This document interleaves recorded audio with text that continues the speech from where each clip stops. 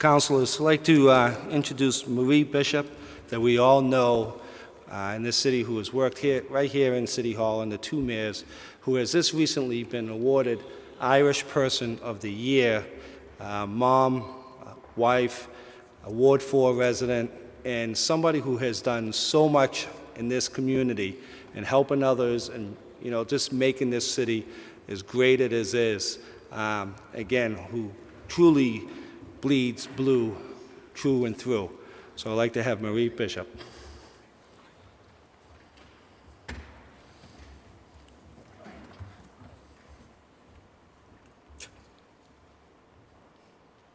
Silence.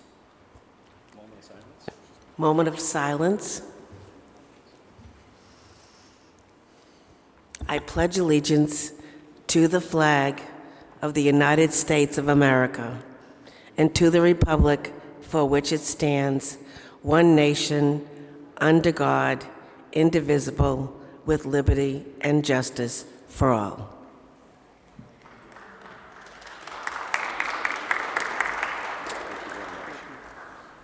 Mr. President, approval of the record.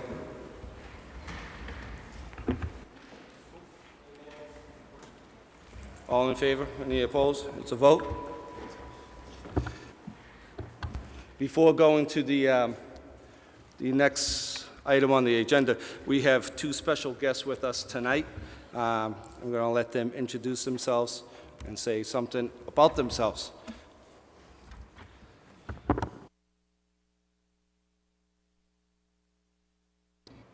I'm Kayla. I'm a senior at Peabody High, and I'm participating in Student Government Day next week. And I'm Molly, and I'm also a senior, and I'm Student Government Day next week.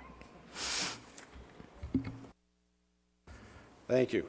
I'd like to move to hearings. We'd like to take up 4B first. We'll just take it out of order. 4B.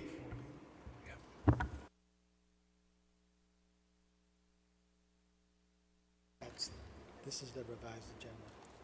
Oh, you lose. One more. That's the old one. Okay. Well, on the revised agenda, you have it as 4A. On mine, it's 4B. So Jubilee Drive, councilors. Councilor Turco. Oh, I gotta read the notice. Councilor Clerk, please read the notice. Notice is hereby given that the City Council of the City of Peabody, acting as a special permit granting authority, will conduct a public hearing on Thursday evening, April 5th, 2018, at 7:30 p.m. in the Franco Wigan Auditorium, City Hall, 24 Lowell Street, Peabody, Mass., on the application from 795 Jubilee Drive, LLC, 5 High Ridge Road, Topsfield, Mass., for a special permit to construct a 125,000 square foot warehouse/office building with truck terminal use at 0 5th Street, Assessors Map 90, parcels 14 and 15, Peabody, Mass., as filed in accordance with sections 4.2.5, 6.1, and 15.7 of the Peabody zoning ordinance. Peabody City Council, Councilor Edward R. Charest, City Council President. And before I turn it over to Councilor Turco, this meeting is being televised live on cable channel 9 and being taped by the Peabody Access TV, also being recorded by our City Council stenographer. Thank you. Petitioner, like to state the Thank you, name Mr. and President, address. members of the City of Peabody City Council. My name is John Kelty. I'm an attorney.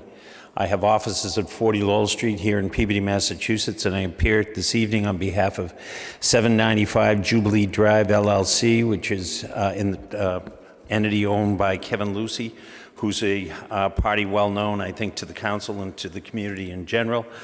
Kevin has built a number of properties, built out a number of properties in Peabody, and he has been an integral part of the success of the Centennial Park itself.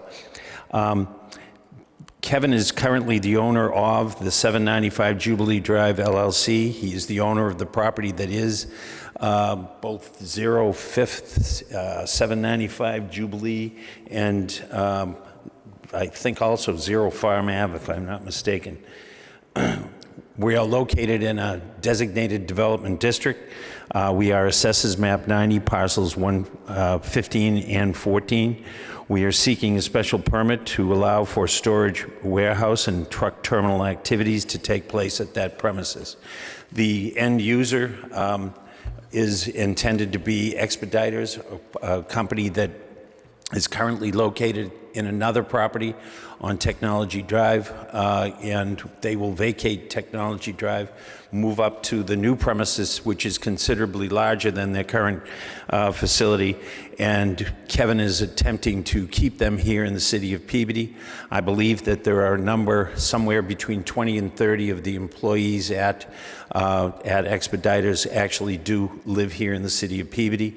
There will be, once we finish this building, there will be more people added to the roster, and the company will expand, and hopefully there would be even more people from Peabody working in the facility. By way of the journey, what brings us here this evening, we have been to the Zoning Board of Appeals and obtained some relief from landscaping within the parking lot. We have been to site plan review before the Planning Board and the Community Development Department, and have also met with department heads to complete that site plan review. We have been to the Conservation Commission as far back as last year. That we were given an order of conditions.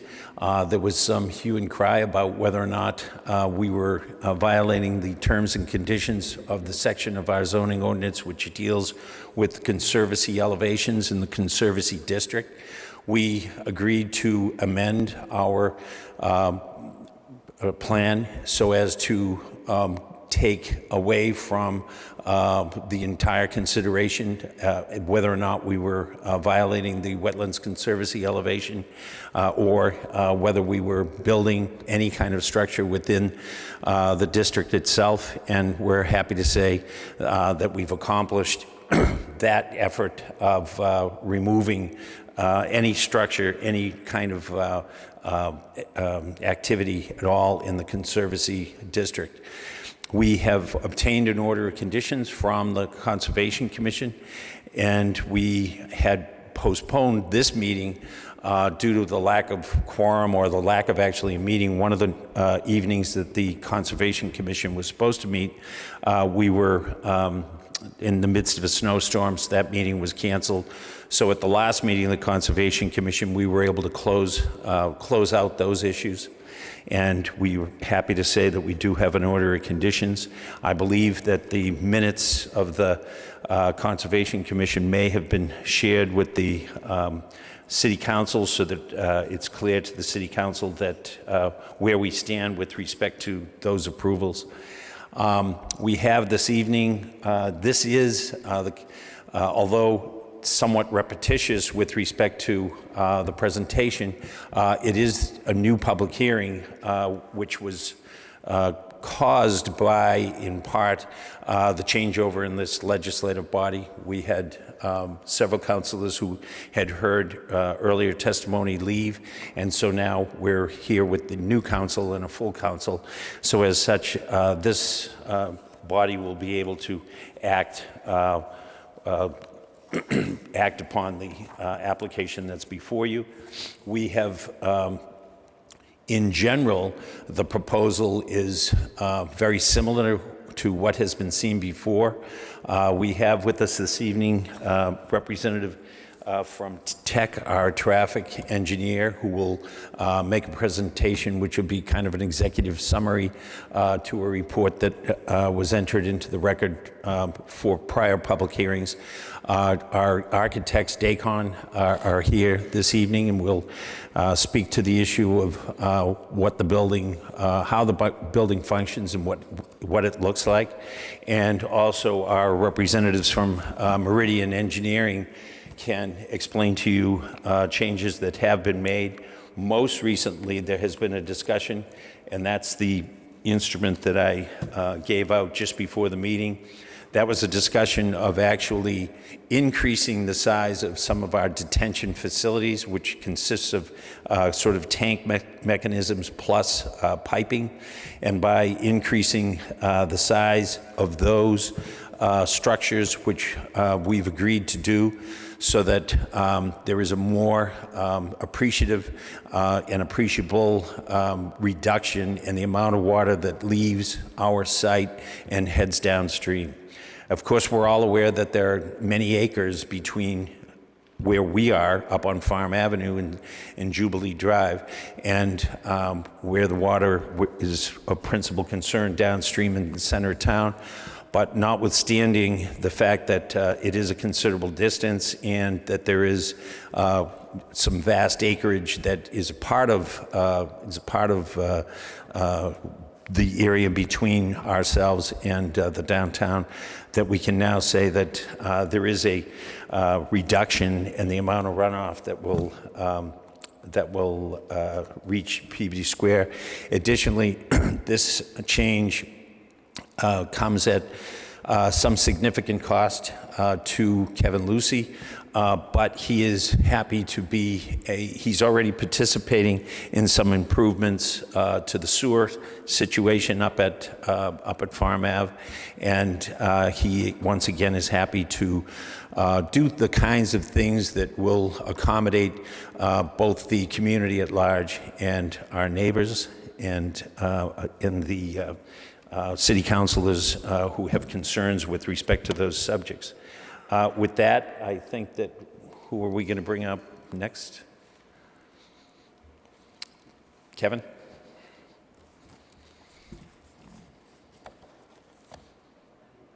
Pardon?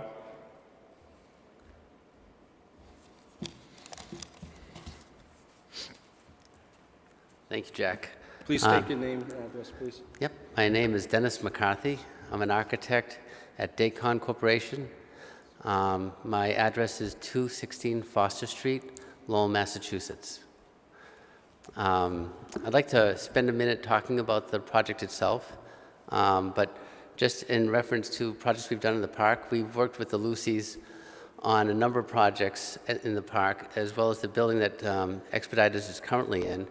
We've worked with them on 2 other facilities. This will be our 4th facility in the park with the Lucys, and the 6th facility that Dacon and myself have developed in the park. So we love Peabody, we love the park, and we're really grateful for the opportunity to work with you people here. The building itself, from the rendering that we have, we've chosen to develop the corporate office facing Jubilee Drive. So we have a 2-story corporate office facility that is 30,000 square feet on 2 stories with a glass atrium in the center portion. So it'll really be a jewel for the park. I think it'll be one of the most inviting facilities for people to see, but it'll also be one of the best performing facilities from an energy standpoint. The building itself will exceed mass energy requirements, but since the building we built for the Lucys for Expeditors currently, it'll be almost a third more energy efficient than what we had built for them, I think 15 years ago. So it'll be a tremendous facility for energy savings as well as just the aesthetics itself. The building, as you see here, you see the corporate office, and then behind that is where we have the 100,000 square foot warehouse facility. So they have plenty of room to expand in that facility. It utilizes tall bay construction so we can minimize the footprint that they need. So they'll be able to rack up, I think it's 36 feet high. So it'll be quite a amazing facility for Expeditors to move into. But I think as far as a facility for state-of-the-art product that Peabody will have, it'll be quite a nice addition, I think, to the park. Thank you. I think next I'd like to introduce Sam Gregorio, who is a traffic engineer from The Engineering Corporation. Their shortened name is TEC. This is Sam. Good evening, members of the board, and just for the record again, my name is Sam Gregorio. I'm the senior traffic engineer at DEC out of Andover, Mass. And by myself, I was a resident of the Highlands Apartments just across the street or across the highway for a good amount of years, so I'm very familiar with the traffic in this area as well. Back in November 2017, we had submitted a traffic study to the city, which overviewed the traffic impacts for the project. And with that, I just want to start by saying that this study looks at the most conservative value of the actual product itself. So it's assuming that it's a new facility without thinking about what was down the street before with this particular business. So obviously, moving down the street themselves, all of this is not new traffic getting out of the roadway. A lot of this traffic was actually already there. It's just now, instead of passing the site, it's now going to be entering and exiting at that point on Jubilee Drive. So with any traffic study, we looked at the traffic counts. We took traffic counts in October of last year, which is generally an average month condition, especially with schools in session. You're not into the snow era, so people are still driving a lot more. Those counts were seasonally and annually adjusted based on state standards in order to get a value for what we consider in the future year, what this site would actually develop compared to the traffic on the roadway. With that, everybody who's been driving down these roads, Centennial Drive, Jubilee Drive, know there's a lot of trucks already on the roadway.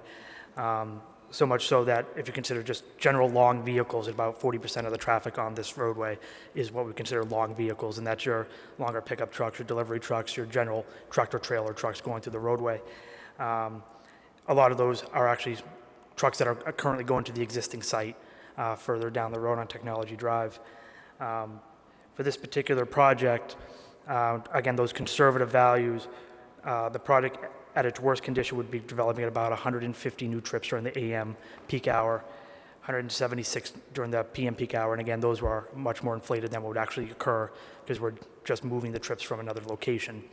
In any one direction, based on those, what we'd call values of a little lower, because they are redistributed, you'd be expecting maybe one new trip every minute in any one portion of the roadway. So it's a very low number of new traffic getting added to the roadway. Obviously, some of those are trucks, and we are expecting a percentage of the vehicles in and out of the site to be trucks. In terms of one of the other things we look at is the safety concerns, obviously coming out of the driveway and making sure that trucks that would be leaving the driveway can do so safely. And the driveway itself and where it is located does meet minimum standards for sight distance for both the intersection and for the people traveling along Jubilee Drive who may just be passing along the site as they drive through. In terms of traffic operations, under that, again, future year condition, where we try to look at what the potential growth is going to be regardless of the project, so Peabody's general growth on top of the existing traffic, on top of the trips that we'd be adding to the roadway. There is no significant change, or a better way to put it is, there is no change in level of service on any of the movements comparative to what is the no-build condition a couple years down the road without our product in place versus the build condition with our product in place. So there are locations where there is an increase in traffic delay, and those should be taken proportionally based on what was shown in the study, and that's because the software that we use can't generally predict particular configuration of intersection. And when I get by that is the largest change in delay that you'll see through the traffic study is as Dearborn enters out onto Route 1, where the way our software does model, it shows a long queue from there, but I'm pretty sure that everybody who's driven entering Dearborn, including myself, who is at that exit every day to go to work when I run up Route 1, there's not a long queue there. So it's taken proportionally based on what the restrictions that the software gives us. And generally through that, there's still no increase in level of service. And level of service itself is done on a scale from A to F, F being obviously not so good operations, A being great operations. Generally on these roadways, there's no drop in letter on any particular movement with the result of our project. And again, those are with those conservative values, which would actually be less because we are just moving the site from a different location just down the road. From there, that's a general overview of the traffic. I'll be here for questions. Obviously, I always assume there'll be traffic questions, but I'll turn it over to our next.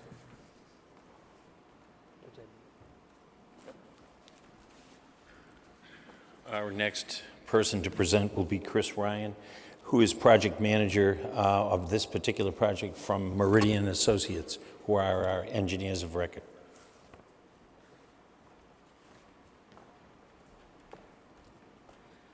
Good evening. As Mr. Kelty said, my name is Christopher Ryan. I am a civil engineer with Meridian Associates based in Beverly, Massachusetts. Meridian has operated on the North Shore for just under 30 years, and we have designed many commercial sites such as this. I'd like to, if you don't mind, I'd like to just give you a brief overview. As Mr. McCarthy had said before, front of the building facing Jubilee Drive would be the corporate offices with warehouse space, truck loading in the rear. There are two entrances that come off the street. The entrance on the top would be a one-way coming from the northwest. Trucks would have a one-way loop around through the property and then would exit on the southern here. Initially, we worked with Will Politz, the city engineer, to tweak those entrances to make sure that they would be adequate for truck entry and exit. We also moved the southern entrance about 35 feet up the road to help shield houses across the street from headlight glare as the trucks would be exiting in the evening. So as Mr. Kelty said, we've been through planning, ZBA. We just received a vote to amend the order of conditions from conservation. So the site is basically the building with associated parking towards the front of the street, some truck places to park towards the rear for the trailers to detach and leave trailers there, and then the loading docks with enough room for trucks to enter and exit, make their entry and exit motions. We had revised the design to pull back the area behind the loading docks because we were slightly encroaching into the Wetlands Conservancy District. But that's been completely moved out. There'll be no permanent alteration of the Conservancy District at all. And we just wanted to pull that issue away, so we moved the wall out. And Mr. Lucy was able to negotiate with expediters to change the footprint that they required. It's going to be a block concrete retaining wall on that backside, which will be able to be built with an integrated guardrail for protection, and also the bottom footprint of the wall would still not encroach into the Conservancy District. As far as stormwater, we are proposing 3 large infiltration systems on site. Fortunately, the site is the location of a former gravel pit, so the soils are sand and gravel. Will Politz had asked us initially in the process to do some more confirmatory soil tests, which he witnessed. So we performed those on the locations of the proposed infiltration systems, and he was happy with the results. So we have a very good infiltration rate, which allows us to capture a lot of stormwater and put it directly into the ground so that it never leaves the site. When we do an analysis for a site such as this, you pick certain design storms, the 2-year storm, the 10-year, the 25, and the 100-year storm event. The infiltration systems as currently configured can completely hold a 2-year storm event without 1 drop of water exiting it. That's about 3.7 inches of water, which statistically represents about 90% of all rainfall events in any given year are generally a 2-year storm or less. On the larger storm events, we have the added capacity to hold back enough storm water, and you put certain size outlets on these systems, you're throttling the amount of water that leaves so that we see substantial reductions in both the rate and volume of storm water that leaves the property versus what is existing currently. The site has been designed to conform with the DEP stormwater standards. The standard actually says that you just cannot increase anything leaving the site versus current conditions. We're actually decreasing, and I think Mr. Kelty had passed out Councilors Turco and McGinn had requested that we, Mr. President, move to receive two late communications from Meridian Associates dated April 1st and April 5th. Heard the motion. All in favor? Any opposed? It's a vote. as I was saying, Councilor Turco and Councilor McGinn had asked if there was a way to further decrease the amount of and volume of runoff because out of concerns for downstream flooding, which eventually hits here in downtown. So the letter, the second and third page of the letter, the numbers in red are the storm events that were able to be reduced. You'll see the 2-year event. Again, we could not reduce that because we are already capturing 100% of the runoff. The only runoff that's present in the proposed condition of the 2-year event are just the existing vegetated areas that already drain toward the wetland in the rear of the property. So there's no way for us to reduce that. So we were able to decrease even more, especially in the 25 and the 100-year storm events, where the added volume that we've built into the system allows for us to hold back that much more water. In the back, where the site is near the wetlands, we have, in working with the Conservation Commission, they had requested that we completely keep out of the 25-foot buffer zone to the wetland. So we were able to institute a 25-foot no disturb zone. So there'll be no disturbance at all, grading or otherwise, beyond that point. So there will be erosion control measures put up prior to construction, which the Conservation Commission will inspect, as well as signage to not allow any sort of disturbance near the resource area. There is, we are proposing site lighting and landscaping. In the front parking lot, one of the waivers we were able to get from zoning is a requirement for traffic islands every so many spaces. But what we requested and what they granted was that in the interest of trying to help with snow removal, we moved most of the required landscaping to the front of the property to make a much wider visual vegetative buffer along Jubilee Drive. So we were able to do many more plantings along the front of the property. So that's why the parking lot looks as it is.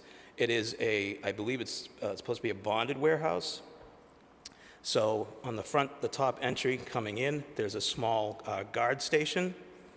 The city engineer had asked, out of concerns of trucks queuing along Jubilee Drive, that we push that back. We were able to make that adjustment. So now between the guard station and the mouth of the driveway, we can stack 3 tractor-trailer trucks inside the property, and they will have signage to prevent idling while on site to help with noise.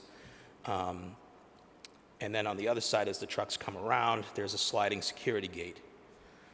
And again, once the trucks leave the site, when they're turning to exit, they will be facing a wooded area across the street.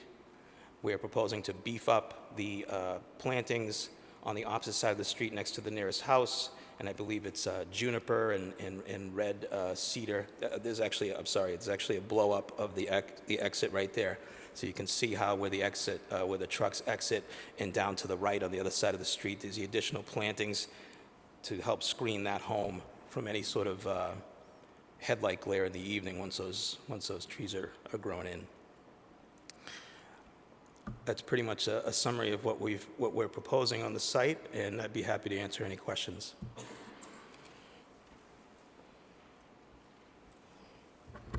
Is there anyone in the audience who'd like to speak in favor? Anyone who'd like to speak in favor, please come. Anyone in the audience that'd like to speak opposition?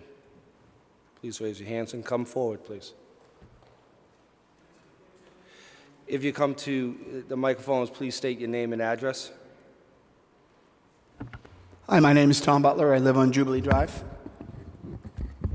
If I may, Mr. President, could I submit these through Mr. Turco to the council? Councilor Turco, Move to receive. hear the motion. All in favor? Any opposed? It's a vote.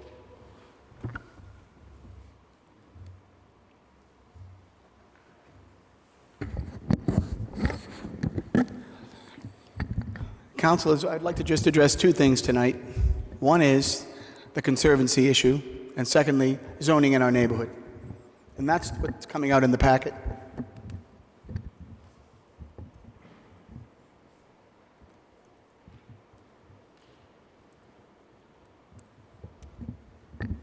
So,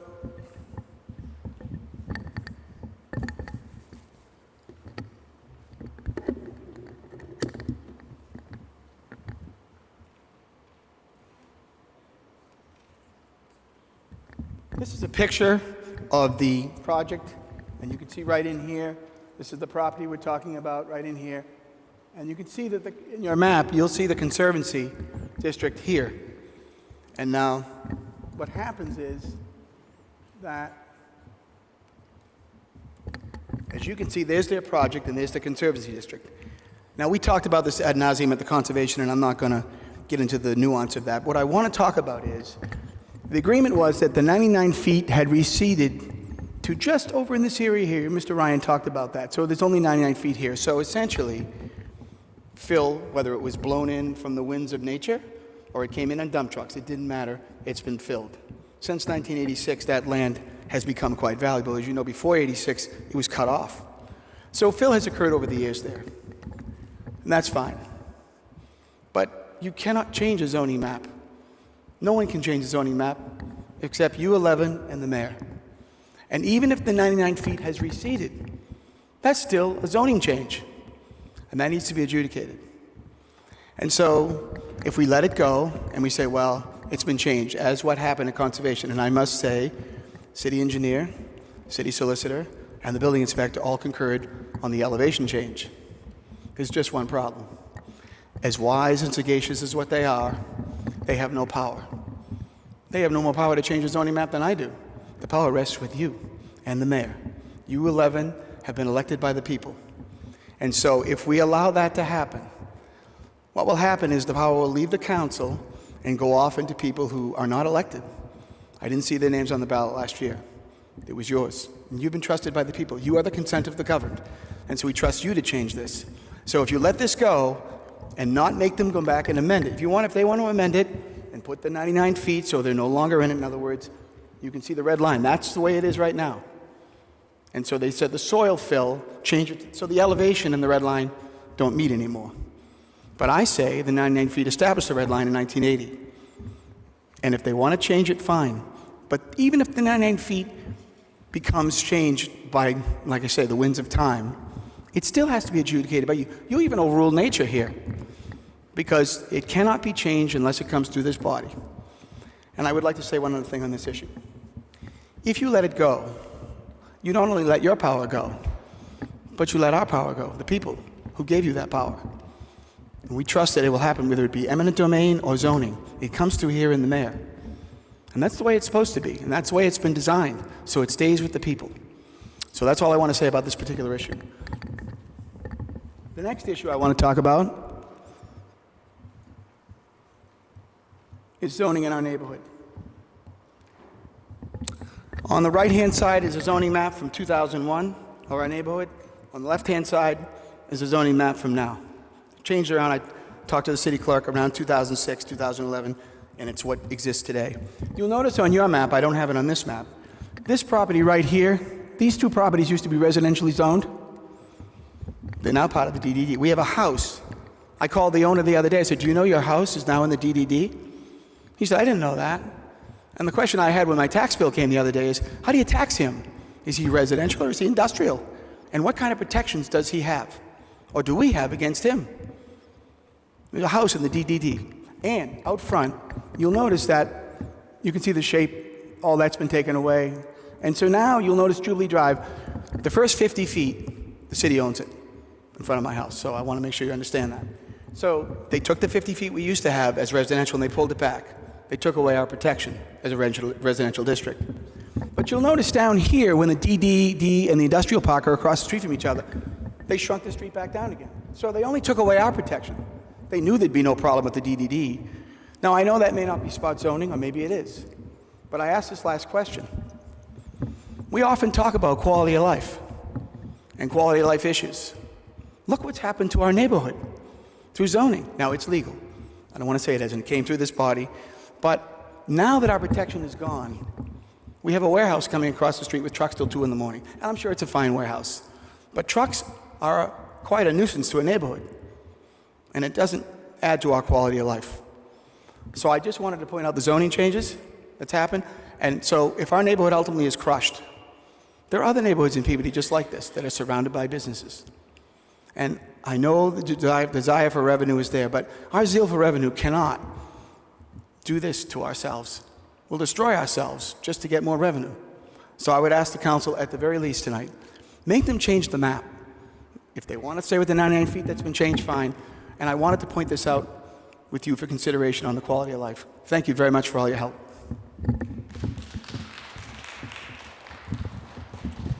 Is there anyone else who would like to speak?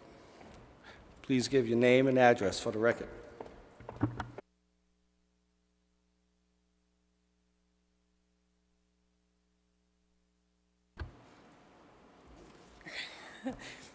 Good evening, everybody. My name is Beth Perdot. I live at 540 Jubilee Drive. Thank you very much for having me tonight. I kind of struggled with how to approach tonight's meeting. Do I approach it as a concerned citizen, or should I approach it as a corporate matter? Put together some PowerPoint slides, put some pros, cons, risks, resolutions, any corporate presentation. I understand that this is a business and not a personal decision for most people here involved. But I had to take a step back, and I decided I needed to speak from the heart. What I do know is that speaking with most of my neighbors, it's a shame that there's a general consensus that our voice doesn't matter. We should be heard, and our voice should matter. We're a very small neighborhood, but as you'll see around, I can point them out if you'd like, there's about 70% of us here tonight. You can't dispute that. Our newest neighbor, who will be before you tonight, just moved in several weeks ago, just bought a house. She had no idea this was coming. Over the past several months, this project has been in limbo. None of our neighborhood concerns have been addressed. No public meetings besides conservation. No added stipulations to the special permit, not even limiting the number of trucks. It's truly been too bad for us. It's DDD zoning. We've been offered a couple trees in the 50 feet bordering our property, but that's it. They did adjust the driveway. It just shifts the problem. The problem is still there. I have been, since this all started, watching some of the city council meetings on the fun Thursday nights. I do applaud the management of some of the other projects around town. The event hall that's coming downtown, she conceded to almost 2 full pages of special terms to please the neighbors. Mr. Kelly and the Loris Road project, we were all in awe. He completely walked away from the project. Talk about class act. Mr. Harrison from Fifth Ave, he's turned down tenants that would fully occupy his building because they wouldn't fit with the neighbors. Or even the early stages of the King Street project, these are the type of projects we should be encouraging to the city of Peabody. In contrast, I'd like to remind you that Mr. Lucy has violated a condition he knew was wrong in parking cars on the property on Technology Drive. We've been told as a neighborhood that the building construct was going to change and that some of the bays would be taken out, only to find that there was never going to be a change in the building.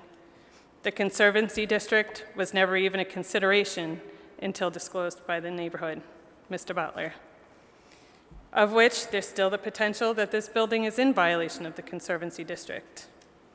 Whilst the neighborhood is already impeded by the loud bird noise coming from the building on First Ave, this project proposed by questionable integrity will have permanent, irreparable impact on our neighborhood. This building is an intrusion to the neighborhood. Our neighborhood has been intact for many years, and we deserve the respect that our continued quality of life matters. Not only will this quality of life diminish if the project proceeds, so will all of our biggest assets, our home values. Who's going to control the rodents? We all know that's a big topic in the city. What about trash, the noise and the smog that the trucks and the cars will bring? Just recently, my son, who just left, was forced to drive off the road due to a tractor trailer not paying attention. Thankfully, he's safe, but there's no care for the citizens. Per the traffic study, we're already living with more than 1,900 trucks per day on our street. There is not one positive aspect to this building that will come to our neighborhood, where we live. And our children grow up. Home is where we live our lives, rest our heads at night, raise our children in a safe environment, and live peacefully. Trucks till 2 a.m. is none of this. The obligation of government, and in this case, our city leaders, is to advocate for the benefit and the welfare of their citizens. I ask that you do that. Advocate for the people you serve. Thank you.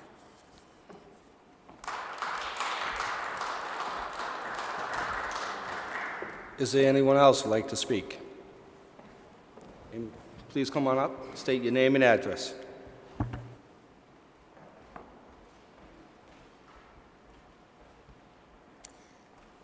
Good evening. My name is Ann Quinn. I live at 198 Linfield Street, which is a little removed from the immediate neighborhood of this project, but I'm speaking because of that. Linfield Street is a major truck traffic route, and it is an impossible situation at certain hours of the day. I haven't heard anybody talk about traffic beyond the immediate environment of this project. And I can't help but believe all the signs in the world are going to keep the traffic restricted on to Jubilee Drive and that area. It's absolutely going to go down First Avenue and back onto Linfield Street. That's really unacceptable. The other question I have about the water, again, you're talking about the water in this particular area and also downtown, point A and point B. But what happens to points in between where you have Goldthwaite Brook and the flooding that occurs as a result of the Goldthwaite Brook being subjected to the overflow from anything happening at this project? So I have to say that I don't see there's anything positive going on here or anything that the owners of the property can do to mitigate these particular problems, traffic and water flow. Thank you.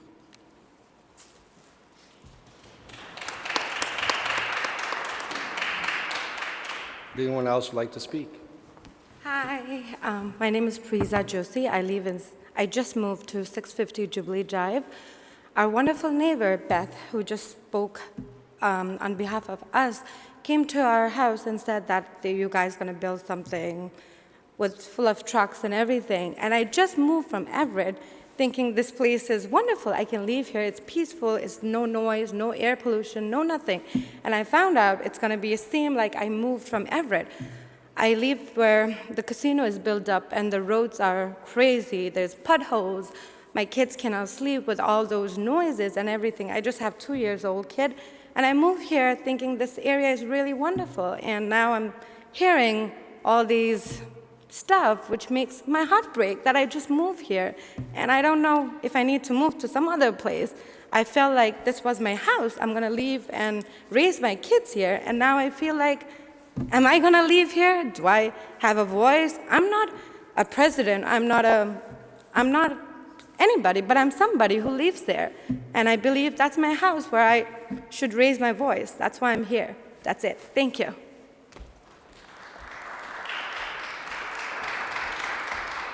Is there anyone else? Please come up. Again, please state your name and address for the record. Hi, my name is Alex Butler. I live at 440 Jubilee Drive. I teach at Revere High School, and the reason I just brought that up, I teach history there. My students and I often talk about red flag events in history, meaning events that are kind of concerning, maybe seem a little sketchy, not great things going on. I kind of think of this project as a red flag project. I think it was first presented to you 5, 6, maybe 7 months ago.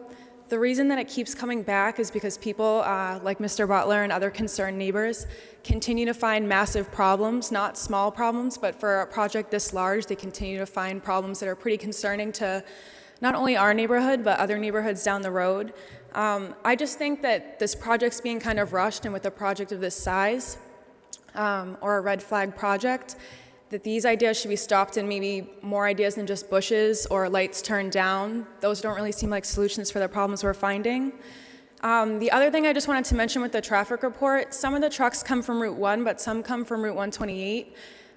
Where the current building is for the company that you're talking about, when they reach the stop sign at our street, they would take a right. So they're still on our street, but they don't pass our house. With the building being further down in our house, they would take a left at that stop sign. So now all of the trucks would be passing our street. So before, they usually just take a right. They don't go by our house. They would all pass our house now. So it just increases the noise. Thank you. Is there anyone else who would like to speak? Yep. Please state your name and address. Good evening, ladies and gentlemen. My name is Fred Mazzano. I'm a 25-year resident of Jubilee Drive. I'll be very brief. My opinion was heard last meeting. There are two major concerns here.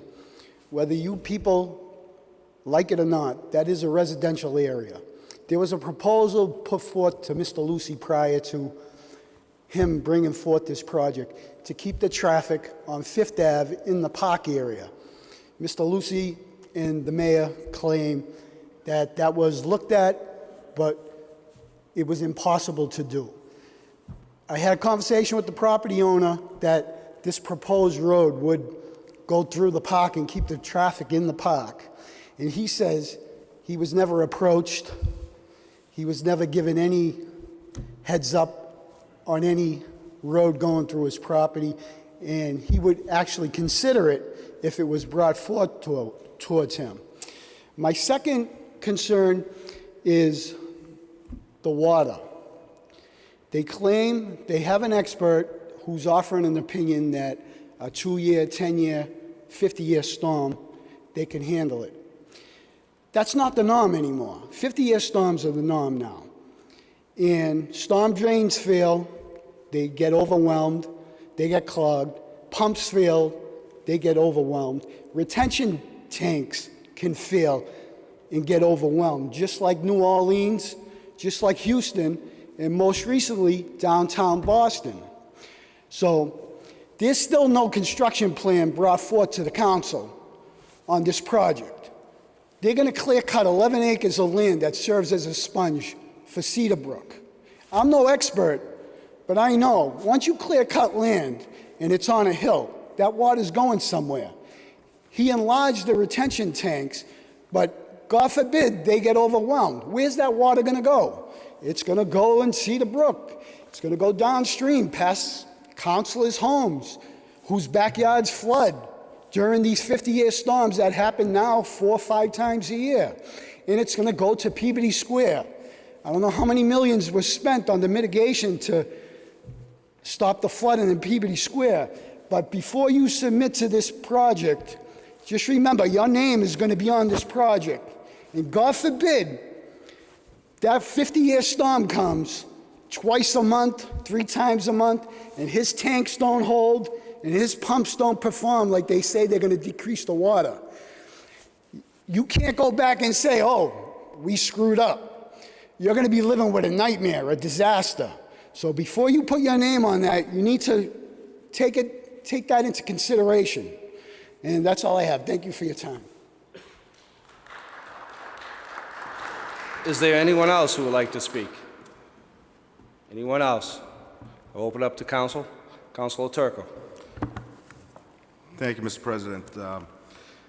If you all remember, this first came before us on November 9th, and due to some concerns that we wanted to look at, some requests from other councilors, and I'll let them refer to their own requests. Councilor Gravel had spoken about possibly making some changes to the entrance and egress, which was done, and I'll let Councilor Gravel refer to that. Councilor McGinn had requested that we take things a step further with the possible holdback of water on the property runoff, and we've done that to a great extent. This project has gone before, I'll just look back. It's gone before the CDA twice, who acted as a planning board because this is in the DDD. So, because it's positioning in the DDD, the CDA takes precedent. It's gone before the ZBA twice. First time because of some assertions that there wasn't proper notification. The ZBA took the high road and decided to reschedule the meeting for a second time to make sure those notifications went through. It's been through the Conservation Commission 3 times. So for any resident that says this wasn't thoroughly vetted, I would have to disagree. November 9th, like I said, this came before us. We postponed this meeting because there were some questions.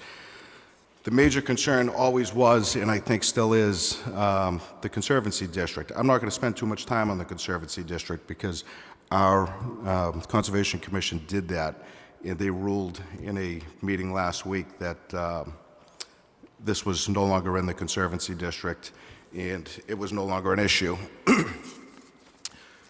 On that note, I'd just like to refer to a letter provided to me, a email provided me from Commissioner Tallarico, which he gives me information regarding the North American vertical datum of 1988, which was used in the elevations on the Conservancy District. And basically it says, a vertical datum is a reference system used by surveyors, engineers, and mapping professionals to measure and relate elevations to the Earth's surface, using a fixed reference point as a baseline.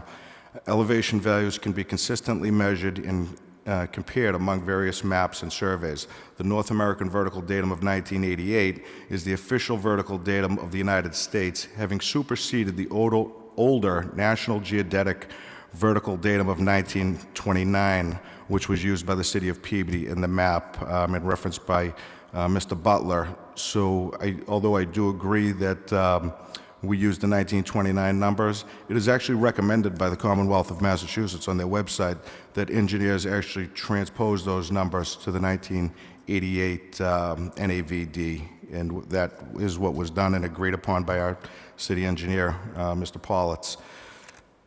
The building commissioner has also agreed that with the removal of the retaining wall from the Conservancy District, it is no longer an issue to us.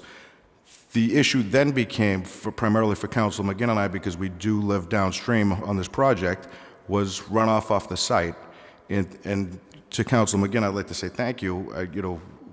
We've really looked at this hard and fast and ad nauseum, as Mr. Butler said. And those numbers came back wonderfully. And I will let Will Politz speak to those numbers, city engineer, and I will let Council McGinn speak to that. So with all that being said, I think it's a simple matter at this point of, do you support the project or do you not support the project? And as I've said in the past, it's a very difficult decision. I think each of us as ward councilors have this come up at some point. Ward 1, I have the Centennial Office Park. Ward 2, Council McGinn has, the downtown businesses that he needs to make sure that the residents and the businesses thrive together and work together. And it's worked wonderfully. Ward 3, Councilor Matsoulis, has his own office park that he needs to vet each and every project and make sure that those residents are listened to.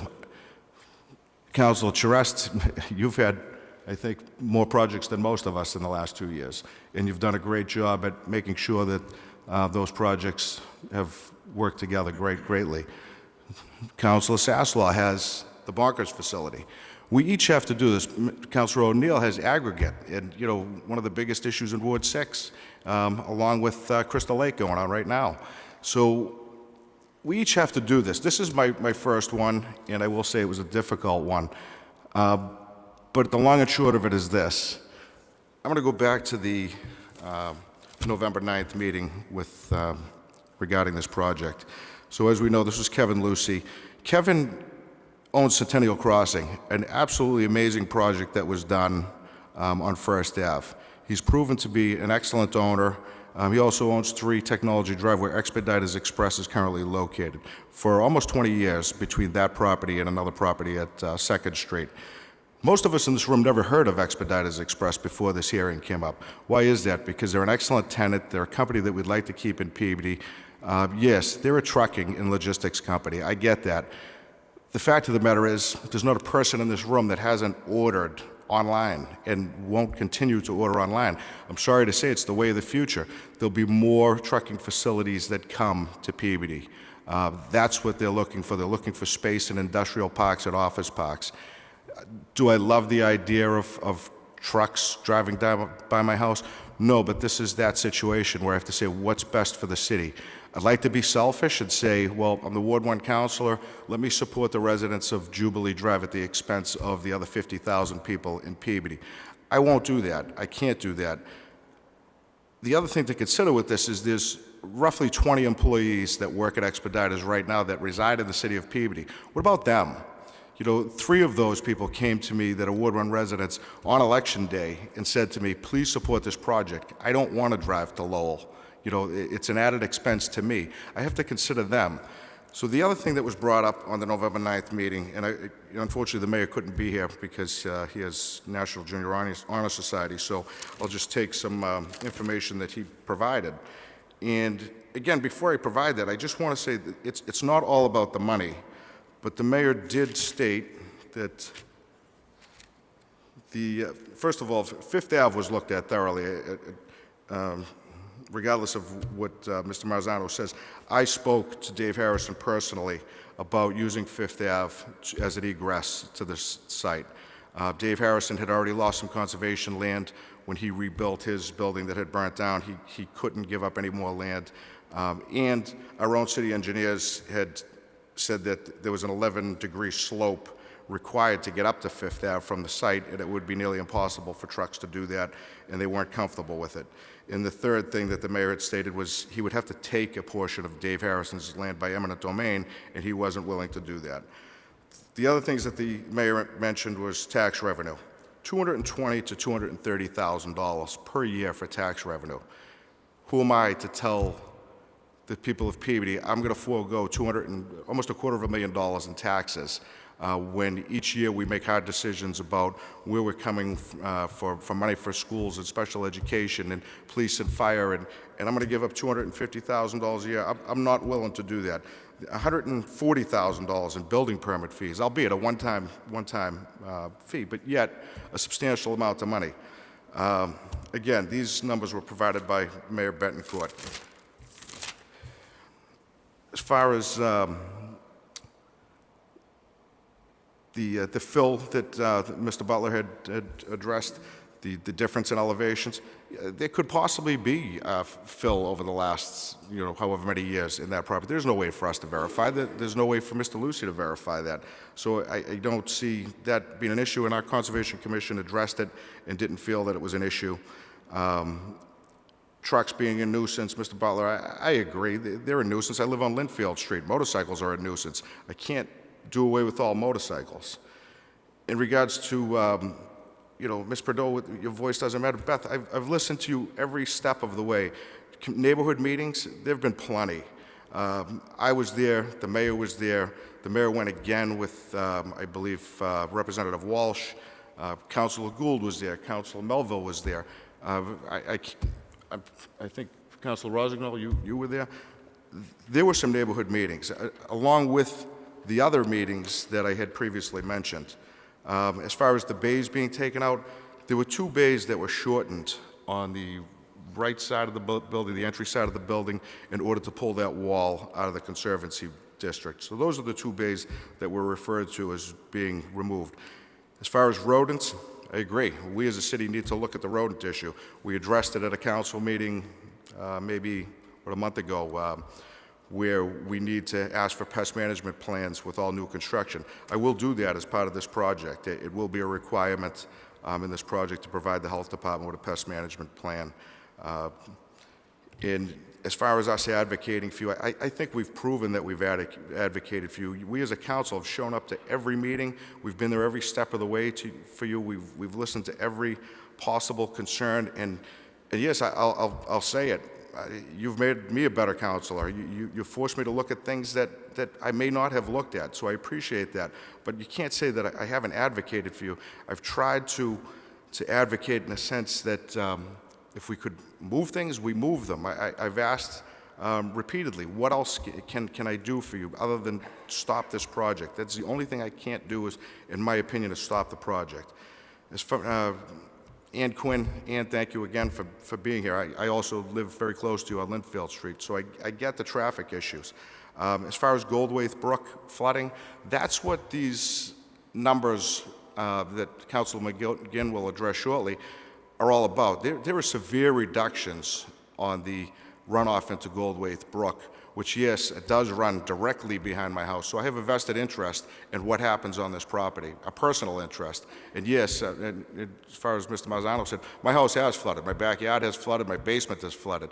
So I looked at this very, very thoroughly, and I'm comfortable with it, and I'm confident with it. Lastly, I already addressed Dave Harrison, but Mr. Marzano, we looked at it. We would have loved to have come forward and said we could come out with a second egress to this property. It would have made this whole thing much easier for all of us. We wanted it. The mayor wanted it to the point where we've had several meetings about it. We just couldn't do it, and if we could, we would have. So with all that being said, I do agree with this project. I think it's good for the city of Peabody. I think that Expeditors Express is an excellent company. This is 42 trucks. I'm not sure if everybody gets that. This is 42 trucks throughout the day on a street that already carries 2,000 trucks per day, or roughly 2,000 trucks per day. It's 42 in, 42 out. The vast majority of those are during the daytime hours. After midnight, there's 2 trucks after midnight, one at 1 a.m., one at 2 a.m. That's it. We're exiting the facility, not coming into the facility. So it's the 2 trucks. I'm confident in this project. I don't think it's going to be as bad as the residents think. I think we'll work with them. And I have some conditions that I will add that I think will help the residents. And honestly, I'll open this up to, I'd like to defer to Councilor McGinn first if we could, but thank you. Councilor McGinn. Thank you, Mr. President. You know, as everybody realizes, flood mitigation is an important issue to the city. It's been brought up multiple times tonight. I have looked at this very carefully, listened to all the deliberations, not only here previously, but at the Conservation Commission.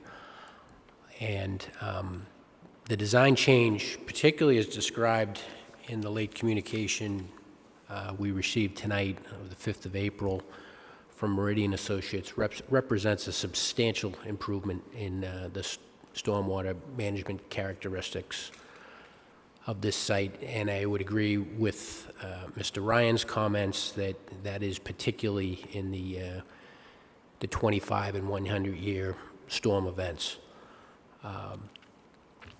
And just to illustrate that, as compared to the undisturbed site, when looking at runoff rates at the rear of the site,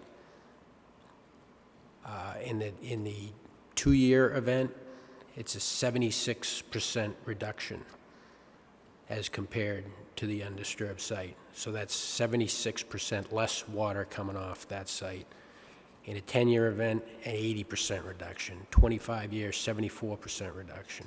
In a 100-year event, 48% reduction. These are significant numbers, and these numbers improved as a result of the most recent changes that were made. This is something that the council asked for in November. I appreciate the applicant's willingness to make these additional changes. I know these come at a cost, but given the significance of the flood mitigation issue in this city, it is worth achieving everything we can at any site upstream, because they do have a compounding effect over time. I'd ask Councilor Turco to tie the changes of the late communication, 5th of April late communication, to the permit because there wasn't time for the drawing package to be updated. So this is the documentation we have at this moment in time. And I'd also ask Councilor Turco to request that a maintenance schedule be adopted, and that information, evidence of the maintenance of the stormwater management system be provided to the building commissioner and the conservation agent on a regular basis.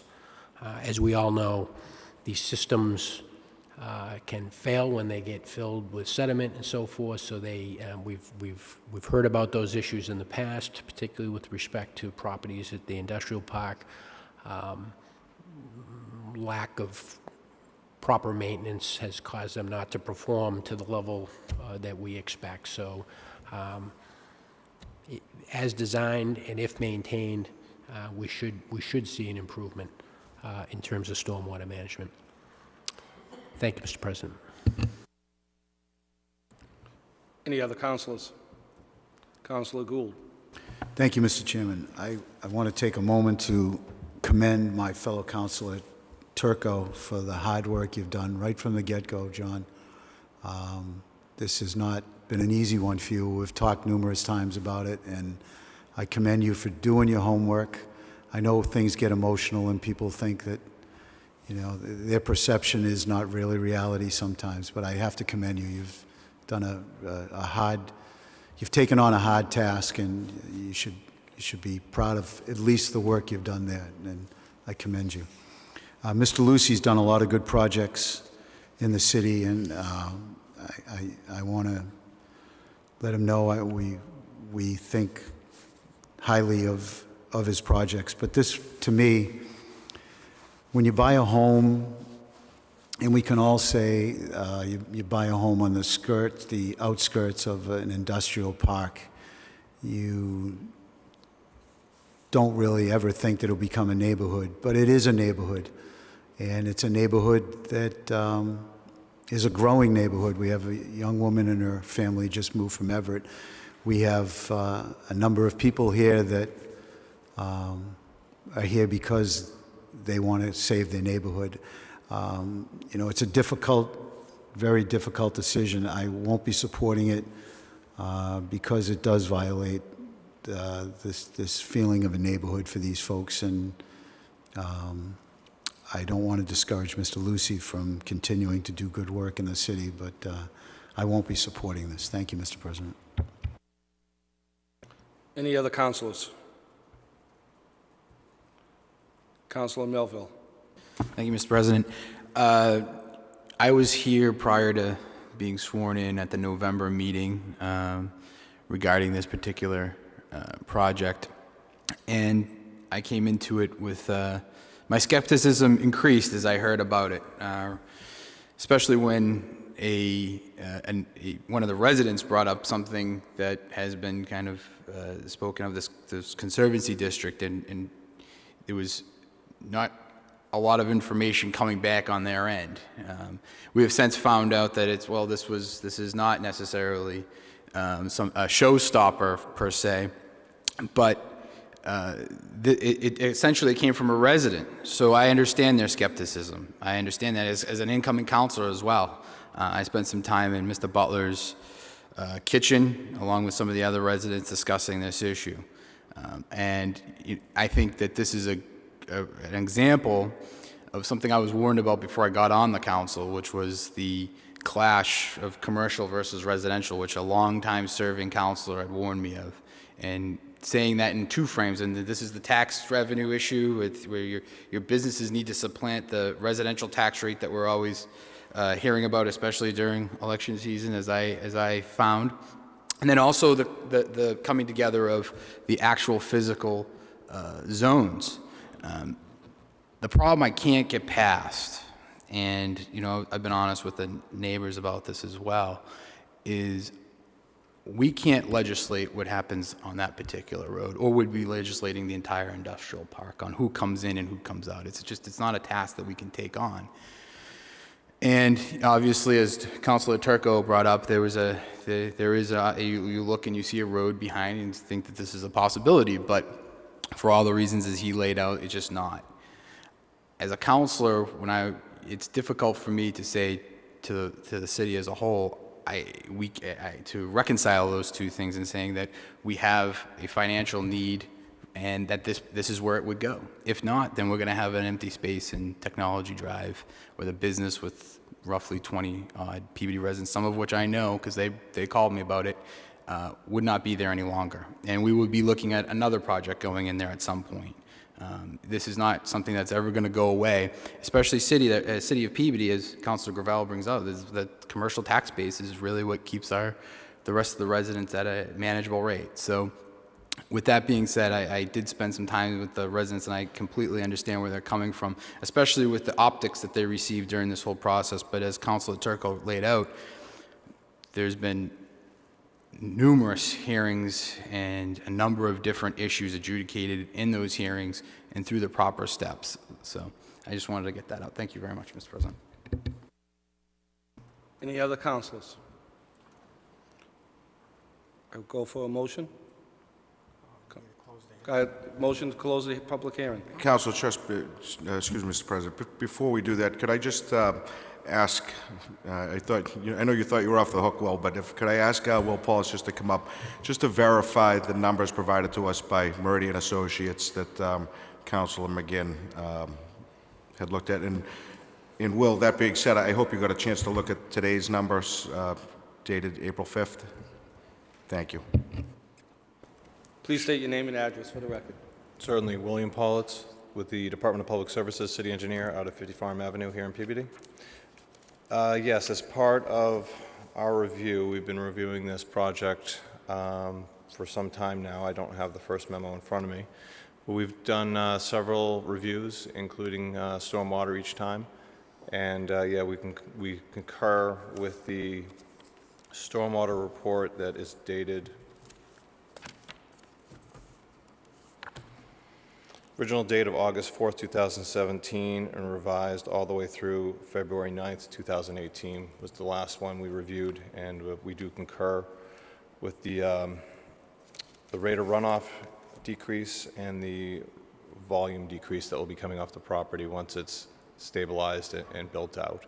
I also did have a chance to quickly look at a memo for Meridian Associates I was handed as I walked in this evening, which states that they'll be increasing, I believe it's 2 of their stormwater, or maybe it's just 1, but either way, they're increased, 2, I believe it is.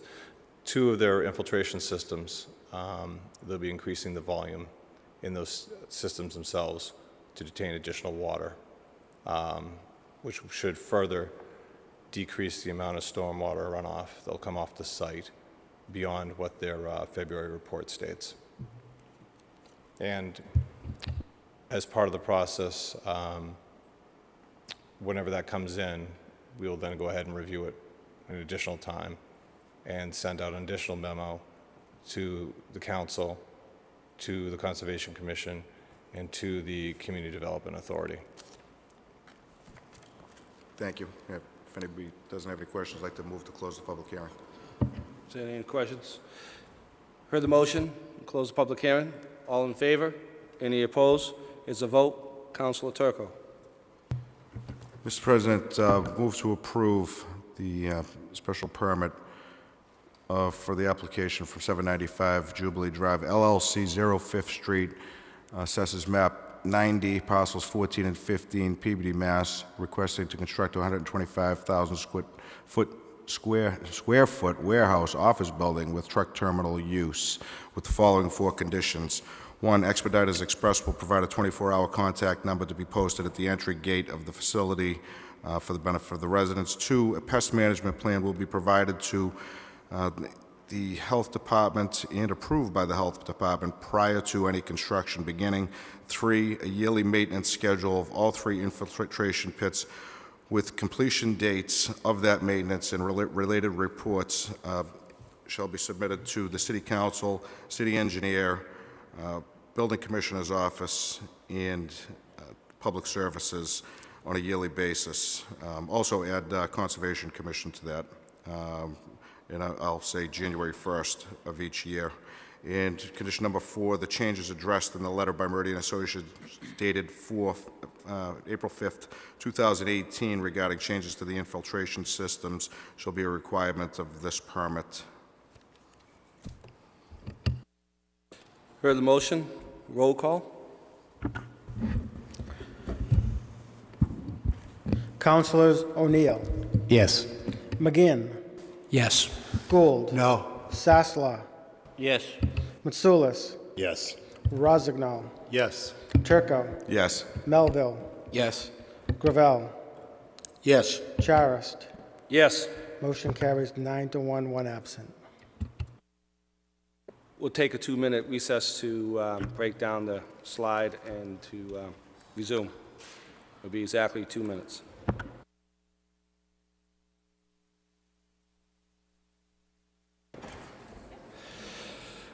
Now go to A.B. Clerk, please read the notice. 4B. I'm trying to speed it along. Okay.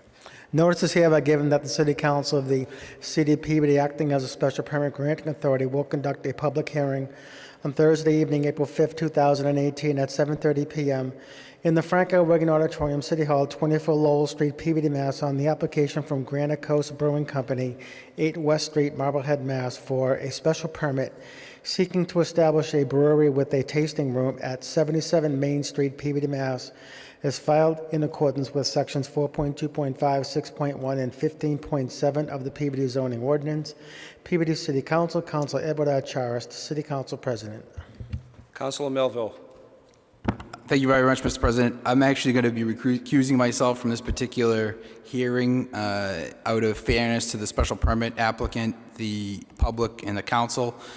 My other position is the Director of Licensing for the Alcoholic Beverages Control Commission, and this particular applicant will be filing, if approved by the council, for a license to brew. There is no conflict, but to avoid any appearance of conflict between my elected position and my position with the state, I'd be recusing myself from this particular hearing. Thank you.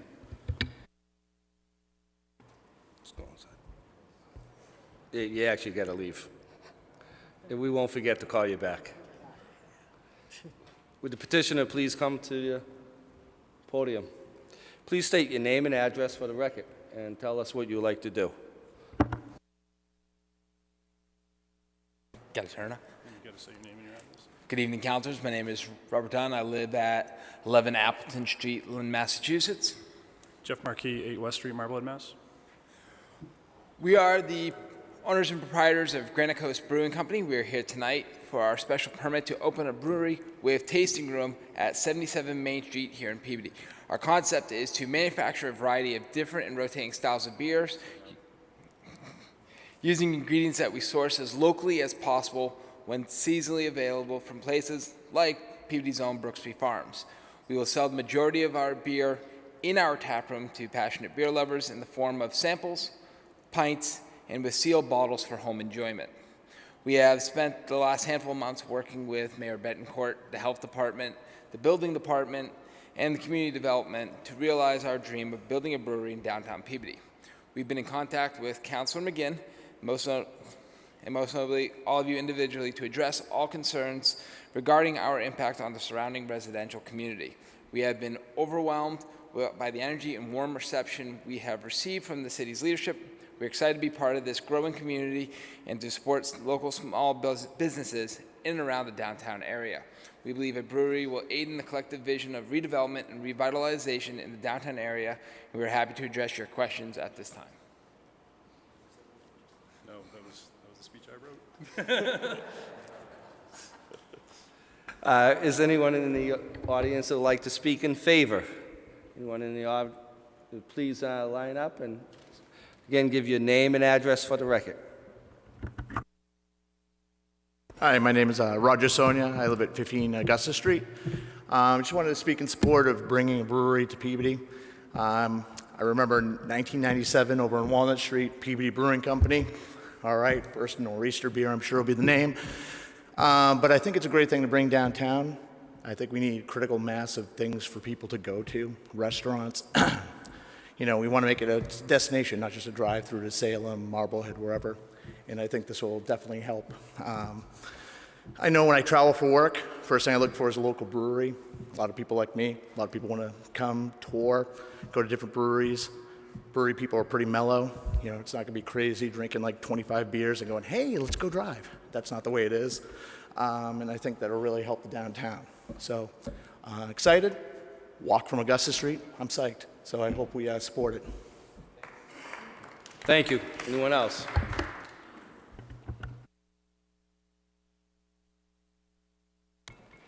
My name is Michael Quinlan. I live at 8 Noble Lane. I'm 25 years old. I've been a lifelong citizen of Peabody, and I can honestly say none of my friends have ever asked me to hang in downtown Peabody.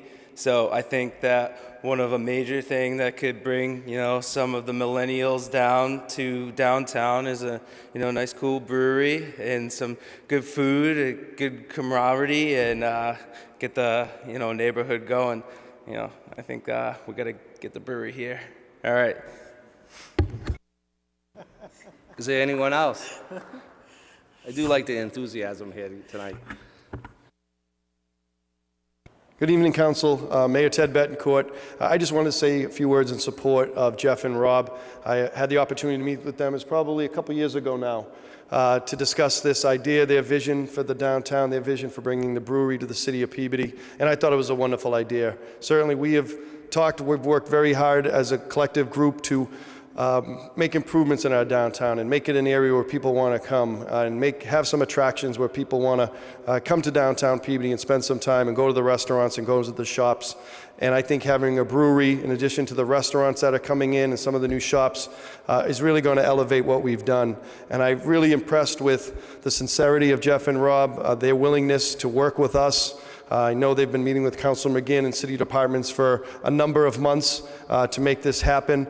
They took their time. They were very diligent in what they did, and I'm very excited to have them as part of the community and have them part of our downtown. They're certainly very eager to be a part of downtown Peabody, being a part of our efforts, the different events we've had, the pop-up pubs and other things that we've done here in the city of Peabody that have been successful, and they're very eager to be a part of that and sharing that success. And I wanted to come and speak on their behalf, and I'm very excited again that they chose the city of Peabody to come and do business, and I think part of it is that they see that we're making positive strides as a community, and I think it's wonderful. Thank you. Is there anyone else? Anyone else who'd like to speak in favor? Please step up and give your name and address for the record. I'm Kevin Santos of 6 Inglewood Road, and I actually am an employee owner at Harpoon Brewery. I work in the tap room in the Seaport in Boston, and I can personally advocate for the people that come in and they're always looking for a great time, not just to drink beer, but to just meet new people and kind of get a feel of what it's like here in Boston, as well as up here in Peabody. It would be awesome to actually bring people into downtown to really experience the lifelong experience that most people from Peabody have been having the whole time, and I think it would be awesome to bring in local brewers and whatnot to actually facilitate that. So, thank you. Is anyone else? Anyone else? Anyone would like to speak in opposition? Any in opposition? If not, Councilor McGinn. Thank you, Mr. President. I first met Mr. Dunn and Mr. Markey in May 2016, actually with the mayor. So, Mayor, we're coming up on the 2-year anniversary there of that meeting. So I'm very pleased that some 2 years later this is coming to fruition. I know sometimes there can be some frustration downtown with the pace of progress. Some of these things take time, but this, I believe, is going to be worth it. I expect Granite Coast Brewery to be an asset to the downtown, and these types of businesses, this use in particular, have been assets to other downtowns in the area. We've seen it in surrounding communities. I also believe there'll be a synergistic relationship between restaurants and potentially some of the other businesses down there in the downtown area. And the applicants, as they indicated in their comments, they realize they're going to be operating in close proximity to residents, a number living upstairs in the same building and also in adjacent buildings, and they are taking steps to make sure they peacefully coexist with their neighbors. This includes measures related to controlling potential odors that come from the brewing process, and I would like to commend them for working proactively with the health department to take steps to develop a system that should reduce, if not eliminate, any potential for that type of odor situation. The conditions I'm going to offer have been worked out with the applicant, and they're fully agreeable with them. I am going to enthusiastically support this application, and at this time I'd open it up to other councilors. Thank you. Councilor Gravel. Thank you, Councilor, and it was good to hear from the Millennial. I'm one of those two. Oh, I missed that one. The, you know, when they, having served now on the Downtown Committee and the Economic Advisory Committee for the Downtown, and long ago called the PDAT, the Main Street Group, it was exciting to hear that a brewery would be making its way to downtown Peabody. Anybody who travels a bit, as I tend to do, it's one of those things you always look for when you go to a city or a different place, is local brewery. We don't have any vineyards around here, but a wine shop, that type of thing, because you meet a lot of different people. It's a friendly atmosphere. It's a place that you can go and enjoy some conversation, and it typically is a great experience. So I thought, wow, Peabody's finally getting a brewery again. I mean, I do remember the Peabody Brewery, and I was sad when it was no longer producing. But it's a great thing, and it says something about our downtown. And I do think that it will incite restaurants who might be on the cusp, who might be thinking, you know, can I make it here? If there's something else that attracts them, and there's a restaurant next door, they're going to have Next Mex Thing right next door. And down the street, they're going to have another Mexican restaurant, La Cienega, and then there's Brody's, and you know, we still have Maki, Suchang's, Sugarcane, Gallo. We're beginning to look like a place to be. Improved lighting, the access we put on Main Street to slow things down, we certainly achieved that goal. And all those things are now coming together, and we watched the opening of the Black Box Theater last week, thanks to the effort of many in this room, including Tom Gould, who led the Friends of the Black Box Theater.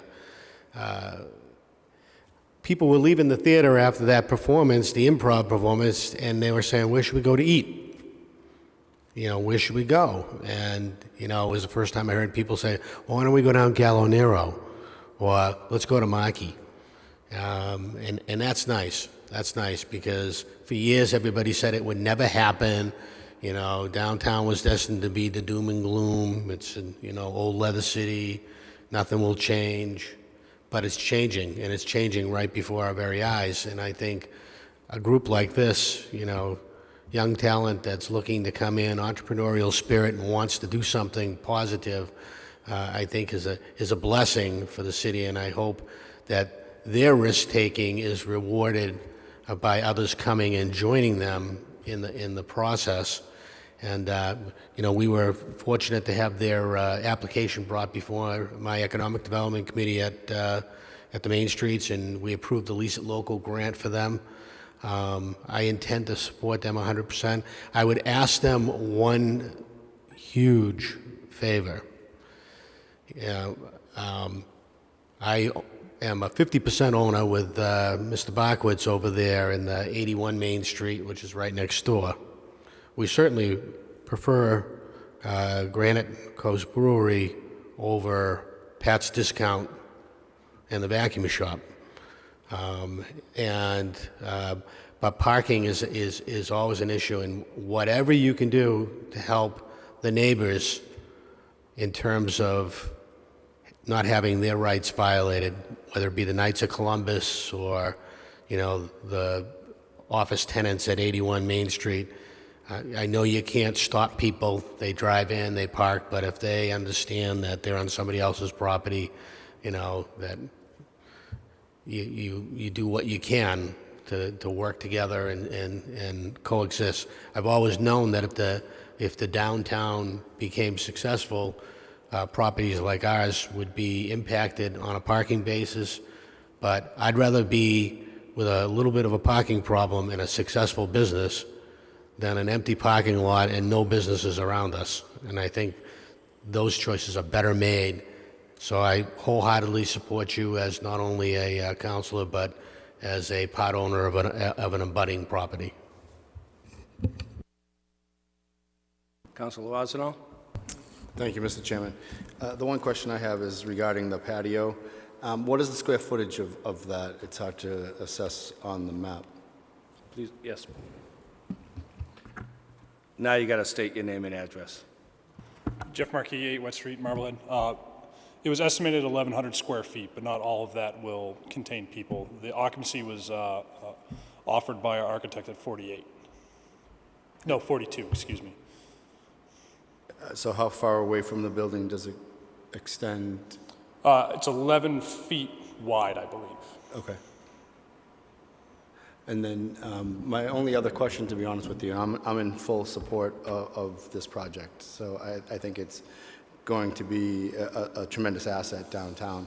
I know that you've already discussed rules and conditions with Councilor McGinn. Yes, sir. My actual only comment would be through you, Mr. Chairman, to Mr. McGinn, modifying the patio hours and bringing them up to 10 o'clock. That would be my only change in this entire thing, just to make it a little bit later in case somebody was going to the black box and wanted to go and sit outside on a beautiful spring night, but I'll leave that up to your consideration.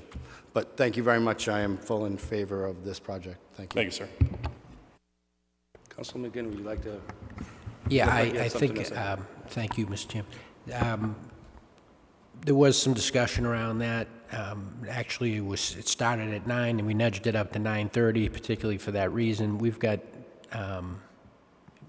school children living upstairs and so forth, and so we think it makes sense to start here, and if this becomes onerous and it doesn't become an issue for the abutters, then we could make that adjustment later. But they've been extremely conscious and and concerned about adversely impacting those, particularly the families upstairs. So I'd like to leave it as is. Thank you, Mr. President. Councilor Gould. Thank you, Mr. President. I'm fully supportive of this, and I have a question of the gentleman. From a guy that doesn't drink anymore, do you have any non-alcoholic beer, or do you have intentions of doing something for those that don't drink alcohol? Non-alcoholic beer is technically distillation. Our permits will not allow it. That being said, we do have friends that are distillers in Salem. I could talk to them.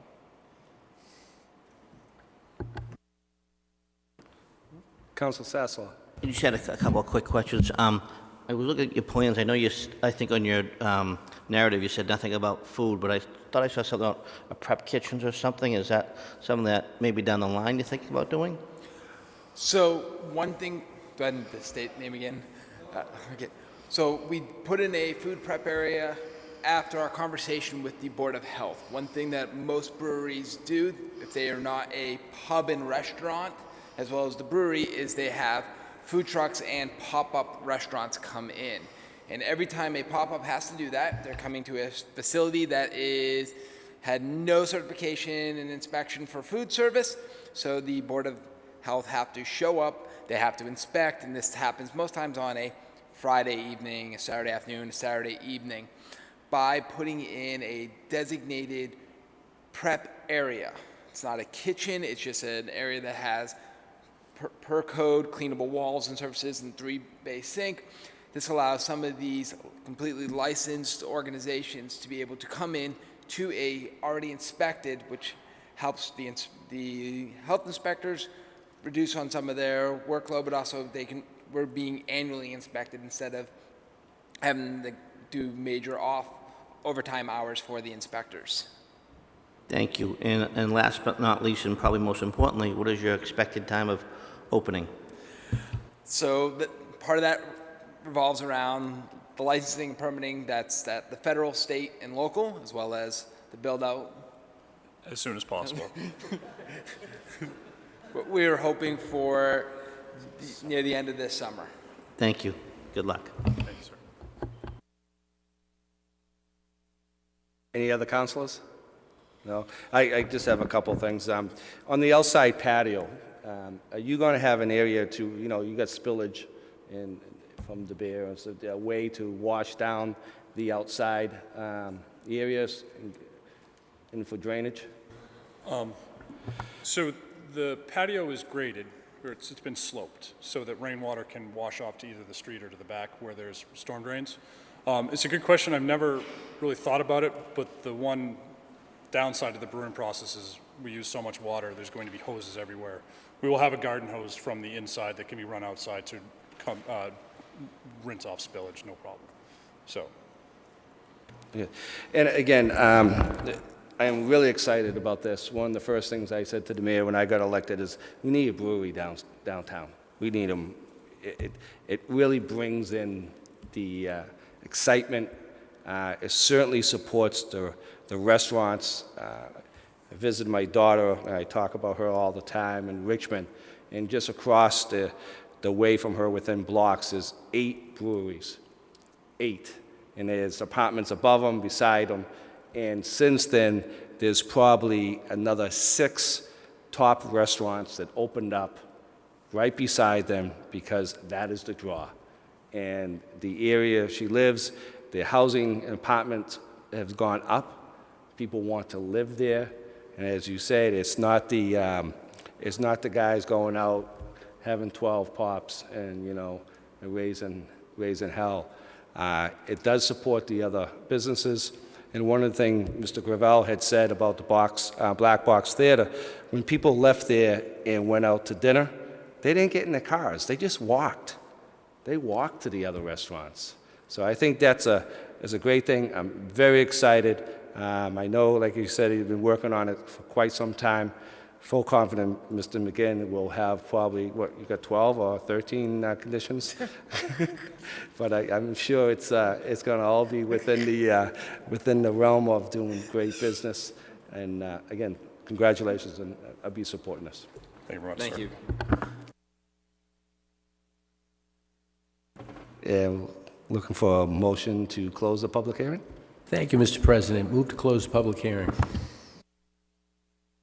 Councilor McGinn. Thank you, Mr. President. Move to approve the application from Granite Coast Brewing Company, 8 West Street, Marblehead, Mass. for a special permit seeking to establish a brewery with tasting room at 77 Main Street, Peabody, Mass. as filed in accordance with Section 4.2.5, 6.1, and 15.7 of the Peabody zoning ordinance with the following conditions. Food service will be limited to prepackaged retail items and licensed caterers or food trucks, and owner must obtain a retail food permit. Trash, recycling, and other debris will be removed from the site at a frequency sufficient to prevent excessive accumulation of any such material. The dumpster shall be situated and utilized such that it does not create a nuisance condition, objectionable odors, rodent attraction, etc. to abutters or building residents. As part of pest management control, grain waste will be removed from the premises daily. Owners will make ongoing reasonable efforts to prevent and/or mitigate potential nuisance odors. There will be no smoking of any type or vaping anywhere on the property. Owners will make ongoing reasonable efforts to prevent noise from becoming disruptive to the residential abutters. Non-live music, background music in the patio area shall be limited to a level such that it does not create a nuisance condition to abutters. The door to the patio area will remain closed whenever possible to limit noise, and the patio area will always be closed during the hours the patio is not permitted to be open. Any lights in the patio area will be designed and situated such that they do not illuminate the abutters' properties or upstairs residential units, and all lights in the patio area will be turned off during times the patio area is not permitted. In accordance with the special permit application, deliveries will be made by trucks. Deliveries made by truck will be facilitated at established Main Street loading zones in accordance with the special permit application. Hours of operation Monday through Thursday, 8 a.m. to 12 a.m., Friday, 8 a.m. to 1 a.m., Saturday, 10 a.m. to 12 p.m., Sunday, 11 a.m. to 9 p.m., outdoor patio hours limited to 9:30 p.m. any night. Building owner contact information will be provided to direct abutters and building residents to facilitate addressing issues that may arise. Business owner will assure building owner is promptly notifying business owner of any reported issues. Construction hours of operation shall be 7 a.m. to 6 p.m. Monday through Friday and 9 a.m. to 6 p.m.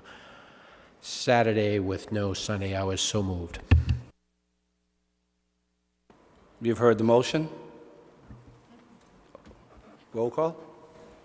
Councilors O'Neill, Yes. McGinn, Yes. Gould, Sasslaw. Yes. Mitsoulas. Yes. Rozignol. Yes.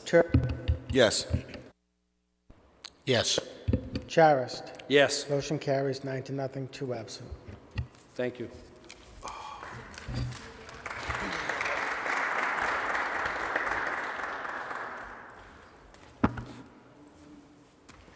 Move to 4C.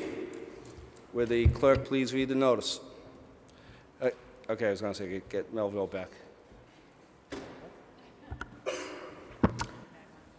Notice is hereby given that the City Council of the City of Peabody will conduct a public hearing on Thursday evening, April 5th, 2018, at 7:30 p.m. in the Franco Wigan Auditorium, City Hall, 24 Lowell Street, Peabody, Mass., on the application from Robinson R. Cruz, 1000 Loring Avenue, Salem, Mass., seeking to amend a Class II motor vehicle license specifically by adding his name to the current license of D&D Auto Sales at 36B Walnut Street, Peabody, Mass. Peabody City Council, Councilor Edward R. Charis, City Council President. The petitioner, please come to the podium.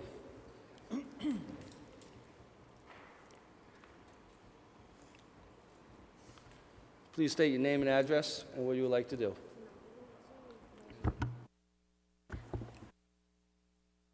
Good evening, everyone. My name is Maybelline Santiago. We're resident. Oh, I live in Lynn.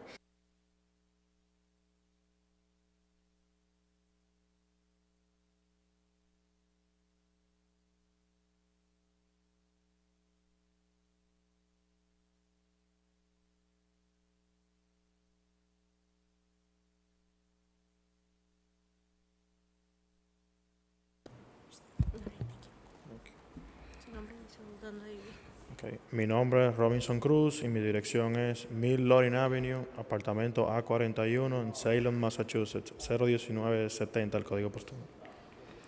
My name is Robinson Cruz. I live in 1000 Loring Avenue in Salem, Massachusetts. And the zip code. 01970. Ya no está bien. ¿Qué es lo que a usted le gustaría hacer? Mi amigo, el señor Diomedes Mejía, me dio la oportunidad de trabajar con él en el dealer. Yo estoy acá esta noche para solicitar su aprobación para ser agregado a la licencia y así poder trabajar en sociedad. I came here tonight because my friend Diomedes Mejia gave me the opportunity to work with him in his dealer. So I came here to see if there's a possibility to add my name into the current license of D&D Auto Sales.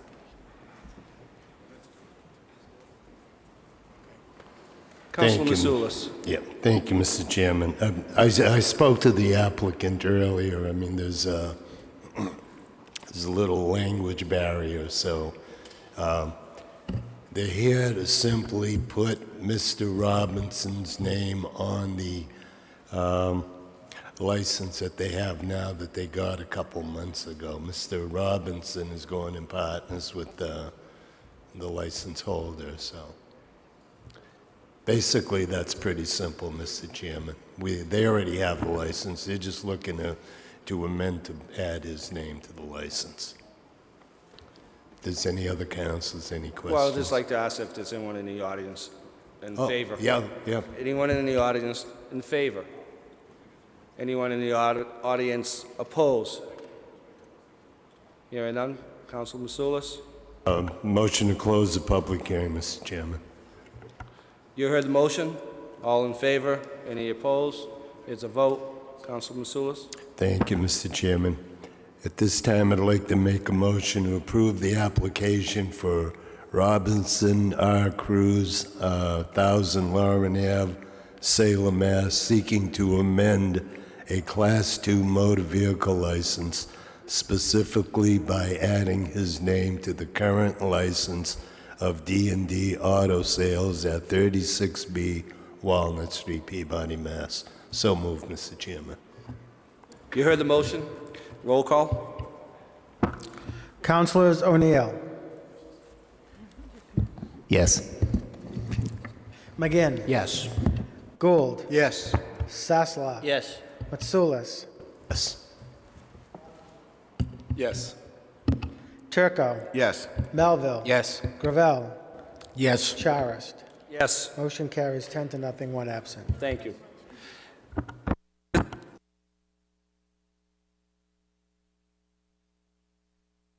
Take it out of order a little bit and ask for Mayor Betancourt to speak on the Weston and Sampson, the matter of the water.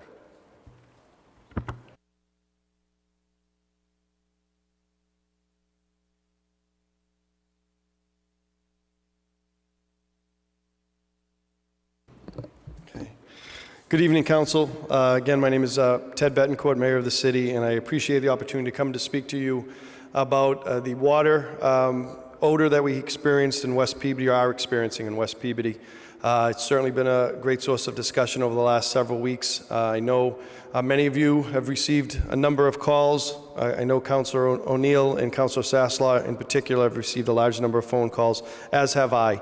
And I wanted to come today to provide an overview, give you some background, give you what the action plan is going forward, and also wanted to introduce, and certainly able to answer the technical questions, is Bruce Adams. Bruce Adams is an engineer principal at Weston and Sampson and is very familiar with our system. He's been working with the City of Peabody for a number of years and certainly can answer a lot of the technical questions regarding this issue. This has certainly been the top priority for the City of Peabody over the last several weeks. It's personal for me, not only as mayor, but as a homeowner in West Peabody who is experiencing in my own house a very strong smell for a number of weeks. Certainly having a newborn baby, having a family was a little unsettling, and certainly something that we and I wanted to get to the bottom of. Give you a little bit of background. It was probably around mid-February that we started to experience the smell, started to get some phone calls. At the time, I was told that there was an algae bloom, which in layman's term, an algae bloom is just because of the weather that we experienced in February, the unseasonable weather, 60 and 70 degree days, the ice melted. And the ice melted, which allowed the algae to bloom and come up to the top and to get into our system. I'll get to that in a moment. It got into our system. I was told that because it's the winter, it's low usage, and it will take some time for it to run its course and get through our system. At the time, we were thinking it would only be a few days, maybe a week to 2 weeks, but it went on for much longer than that and really became an issue for people, and deservedly so. It was an issue in my house. Typically, we treat the water with copper sulfate. That is a odor masking chemical that's inserted into our water. That's been done for a number of years. It was not done this year. It was not added in time. And basically the reason was it was not expected until April, sometimes into May, when we have the algae bloom. It's a naturally occurring event that happens every year. Typically what happens is when it's during the spring, people have their sprinklers on, people are out washing their cars. The water usage is much more elevated during the spring than during the winter time. Winter time, water is only being used for typical shower and laundry and sink, but certainly during the spring and then into the summer at its peak, water usage is much higher and it gets through the system quicker. The other problem we were having is because of the weather that we had in March. Certainly we were hit with a number of storms, cold weather, large amount of snow, high winds. We were not able to get out and flush the system, the hydrants, our pipes, in a timely manner because of concerns about the pipes freezing, concerns about road conditions. If we let the water out of the hydrant, it was going to get into the roads and maybe cause some dangerous conditions on the road. So it was kind of a number of unfortunate factors that came together that caused this problem. And it went on much longer than we had hoped for. We got the DEP involved very early in this process, and significantly so the last couple of weeks. Representatives from the Department of Environmental Protection, our Weston and Sampson engineers, and of course our city engineers worked extremely hard to come up with an aggressive plan in order to treat the water and eliminate the smell. We set an action plan of continued flushing, increased flushing, but also to add copper sulfate to the water, as well as a potassium permanganate oxidant that we believe has had its intended effect. I can speak for myself personally. There still is a faint smell, but it is light years better than what it was weeks ago. I've spoke to a number of residents. A lot of the reports I'm getting is that there is improvement. It's not over yet. There still is some smell that I know some residents are experiencing. And it was interesting because across West Peabody, there were streets that there was no issue. And then the next street over, there was a strong smell. And even it could go from one side of the street to the other.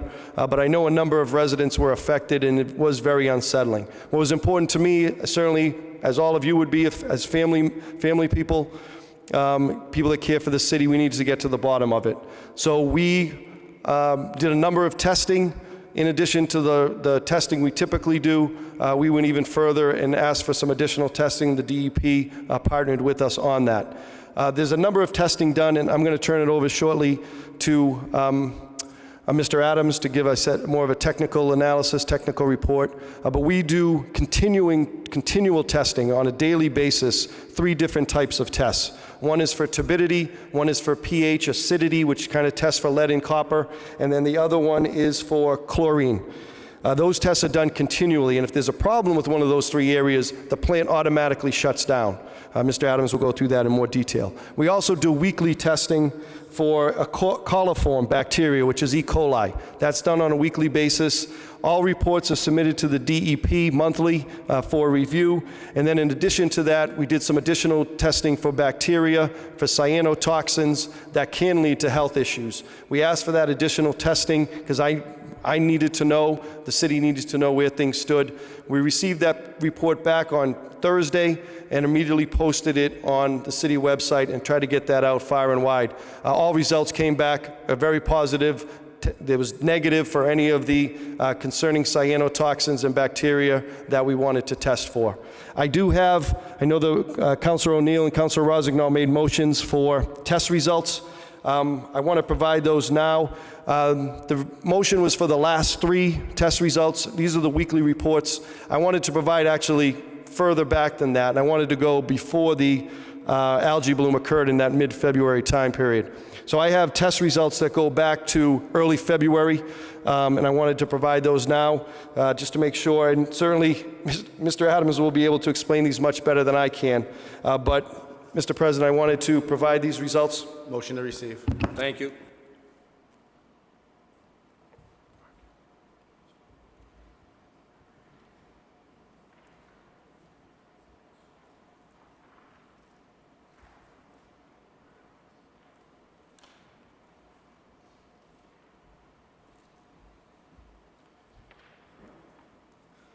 So again, I'll turn it over to Mr. Adams. He'll be able to kind of walk you through these test results.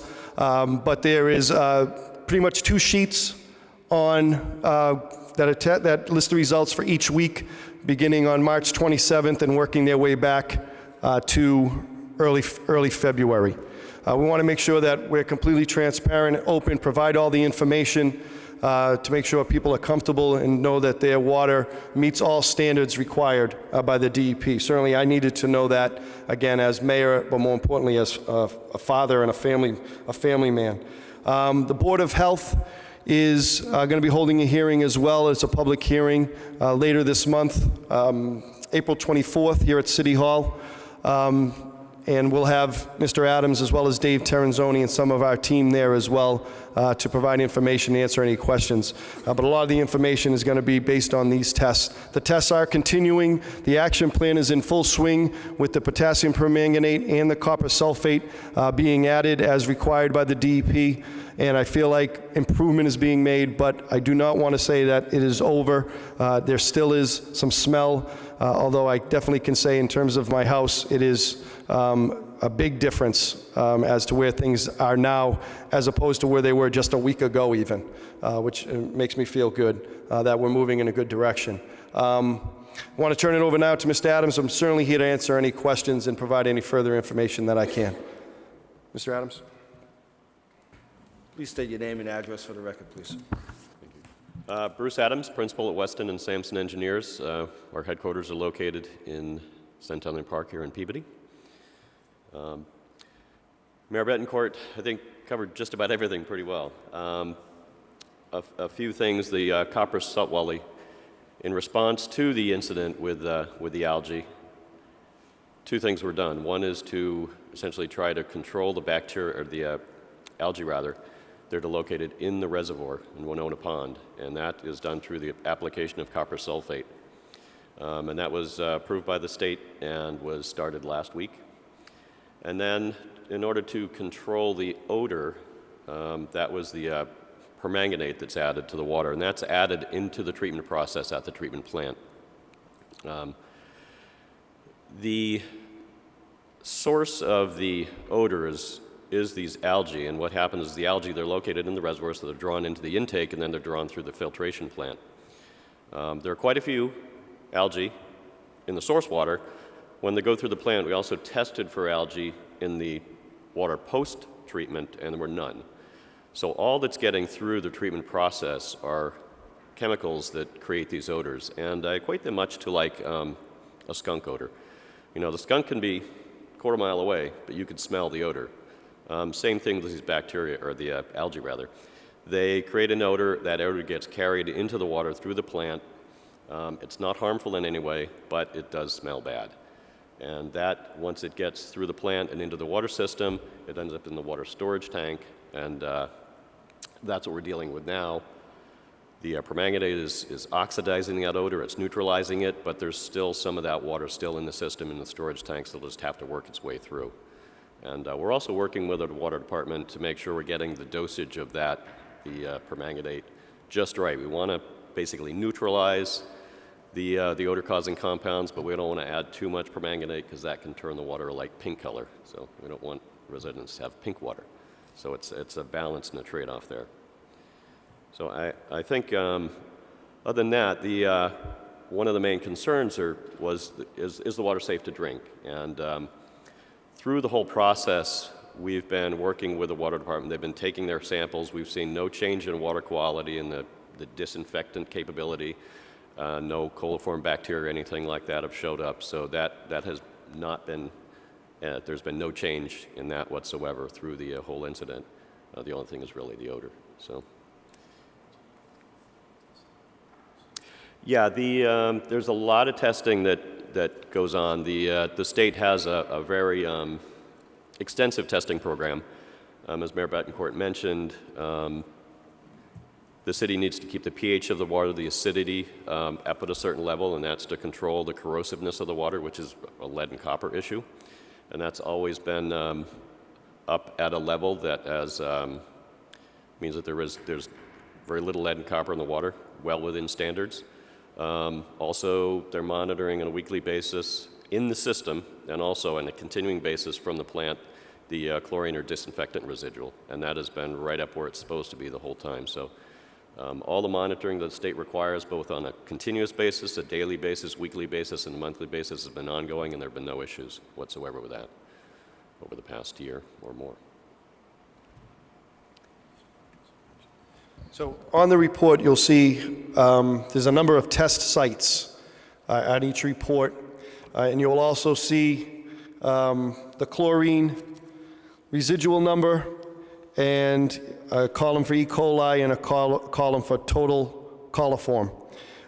The A stands for absent. That is what the A stands for. I wasn't sure when I first saw A. I was expecting negative or something. I first saw A, and usually A means something good. That unnerved me a bit. But A means absent from the system. And the chlorine residual is always, the goal is to get it up around 2 for the city, and they're consistently right around that level. These sampling points listed, they're representative sites throughout the city. So the state always tries to make sure that you're sampling on the outskirts in those areas that are most challenging to keep up your residual, and the city does a great job at doing that. Yes, Councilor O'Neill. Thank you, Mr. President, and thank you, Mayor Betancourt and Mr. Adams, for coming. I think it's a good thing just to kind of update residents kind of where we're at in the process, and I'm not going to dwell on it. You stated it very eloquently about the issues that the residents have been having, both in largely Ward 5 and Ward 6. I just want to point out a couple things that I learned through the process that, a lot of residents in Peabody are saying, why isn't my water being affected by the smells? I learned that largely West Peabody, Ward 5 and Ward 6, they get their water from Ipswich River, then goes into the Winona Reservoir, then gets treated, whereas South Peabody historically gets it from the Coolidge plant. But I know that with that plant being damaged by the fire, we're getting supplemented by the MWRA. But just wanted to kind of, for people that may be watching, I certainly throughout the process, I didn't have any, concerns about the safety of the water, because knowing that we have the state and federal guidelines to report, to be blunt, a lot of residents did, and I think that just may be overly concerned. But it's a challenging time. There's sometimes distrust of government based on some other municipality issues or whatnot. One thing I just wanted to touch base on, knowing that algae blooms are, I guess, a common occurrence. The bane of most water supplies and water treatment facilities. You mentioned, Mayor Betancourt, about the copper sulfate not being applied, and I know that the DEP was in applying it, I think, the week of last week, I think it was, if I have it right. So just to have it understanding, we didn't get it early enough. I guess that's just disconcerting, knowing that a water treatment plant, knowing that algae blooms are a common occurrence and problem, like how did they miss that, if that's in fact the way to describe it?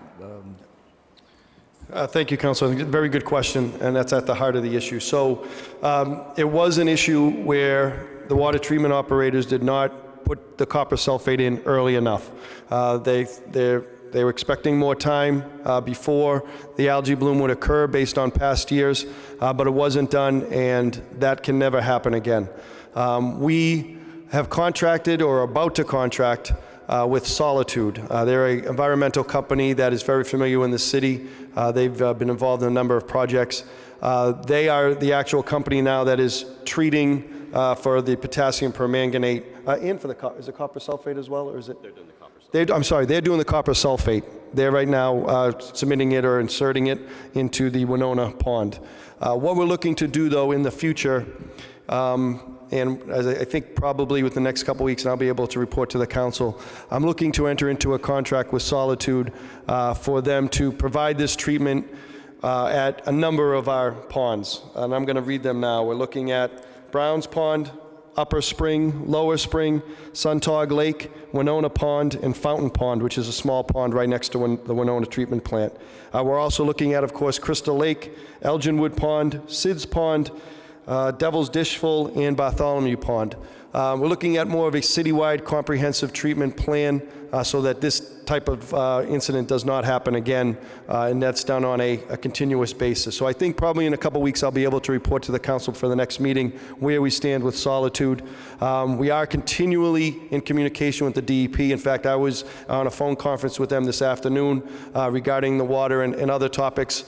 And the DEP is being continually updated, and they're heavily involved. They have come to the plant for a number of the treatment that we've done over the past week and a half.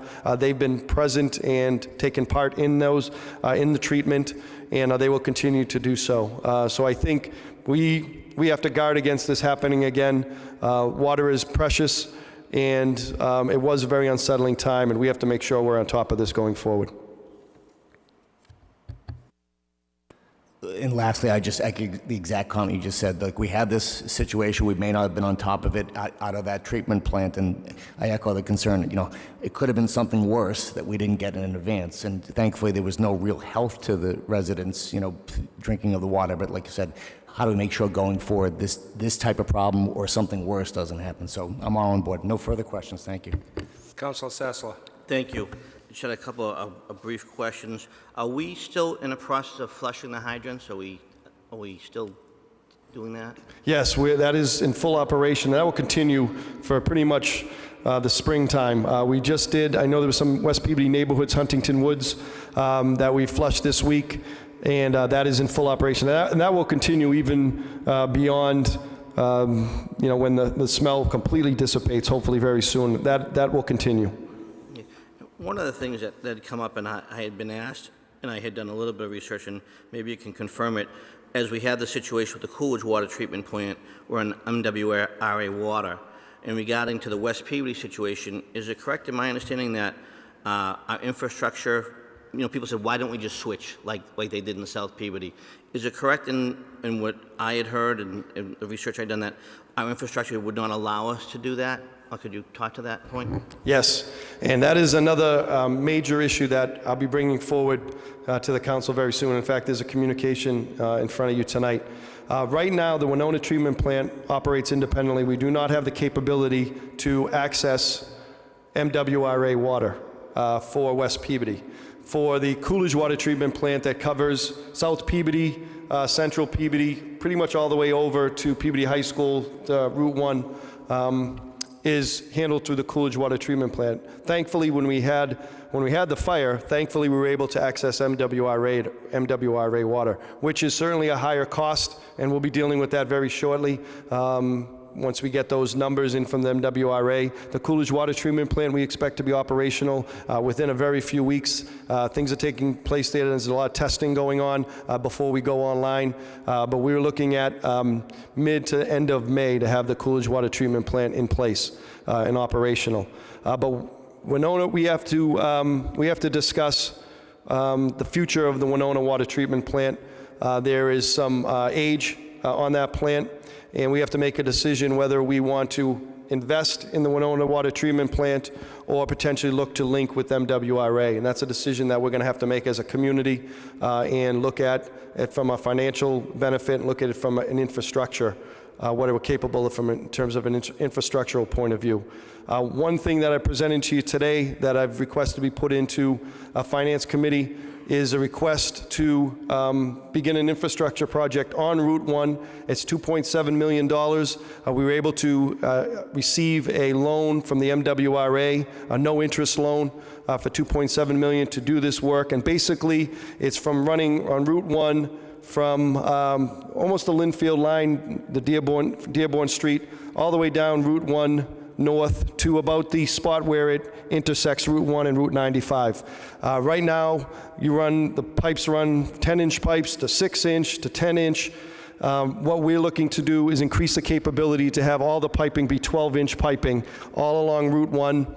We think that'll help with water flow. We think that will help with water pressure with the number of neighborhoods that deal with water pressure issues in that Route 1 corridor, some businesses as well. We think that could be an assist them as well and help with some of the water pressure issues. Certainly Brooksby Farm, others have dealt with water pressure, neighborhoods that have dealt with water pressure. So I'm bringing forward that to you. That project is an independent project. That stands alone. That would allow us potentially to tap into and connect with MWRA. MWRA would have to do some work, and it's a significant project, to bring their capability to Peabody. Right now, their lines end about where the Ship restaurant used to be. The Ship is gone. But the Ship restaurant, that's where basically their lines end. They'd have to come up and bring it up to us so that we would be able to tap in. And we've had discussions with MWRA on that I'll certainly be able to give more detail on in the future. But there's certainly big decisions that have to be made. But this project, the $2.7 million, I think will be a great project for the city. Allow us improve our infrastructure, which is extremely old, but also help with those water pressure and more of a water flow, to eliminate those choke points, and things of that nature. So a lot to come. Councilor Gravello, would you like to make a Yes, move on the suspension of the rules to receive the item from His Honor the Mayor dated April 4th, 2018, pertaining to the loan request, and refer to the next Finance Committee meeting, which we can schedule prior to the next meeting, if possible. And simultaneously, we could advertise as well. Yeah, if we can get that on the next ASAP, that we can move on this. Actually, if there are no objections from the group on the suspension of rules, I could actually, you could receive this now, approve it, and advertise it. If there are no questions, or if you want to have discussion, the mayor's here. It's an unusual circumstance. I think the citizens have bore the brunt of some water issues, whether it be odor or pressure. Anything we can do to expedite would be good. So if it's the will of the committee to not push this into finance and delay it, but to actually advertise and exercise on it, you could ask whatever questions. As long as there's no objections amongst any of the councilors, we could do that.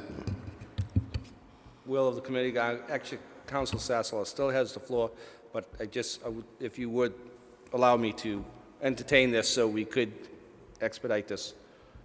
Councilor O'Neill? Thank you, Mr. President. I would just comment that I understand Councilor Gravel's comments and concerns saying, let's move this along.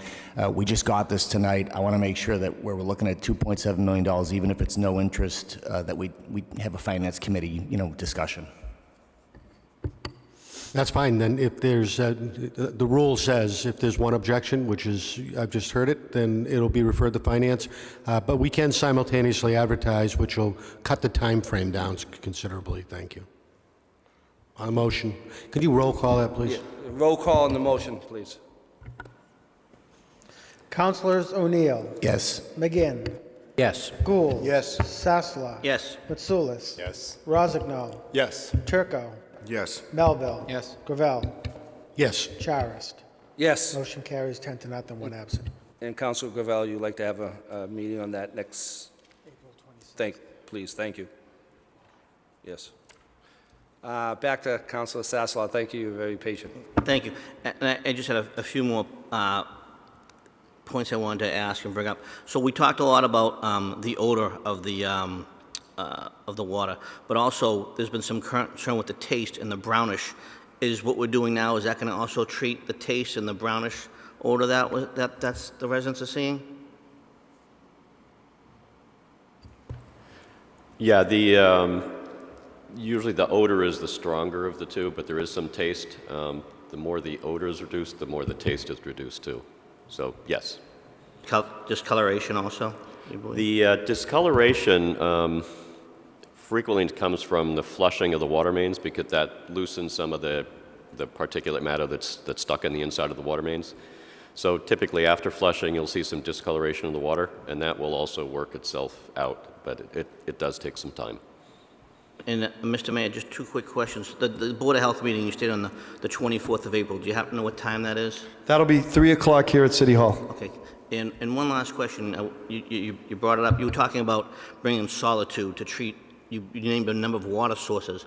Are those all sources that you named? Do we extract drinking water from that?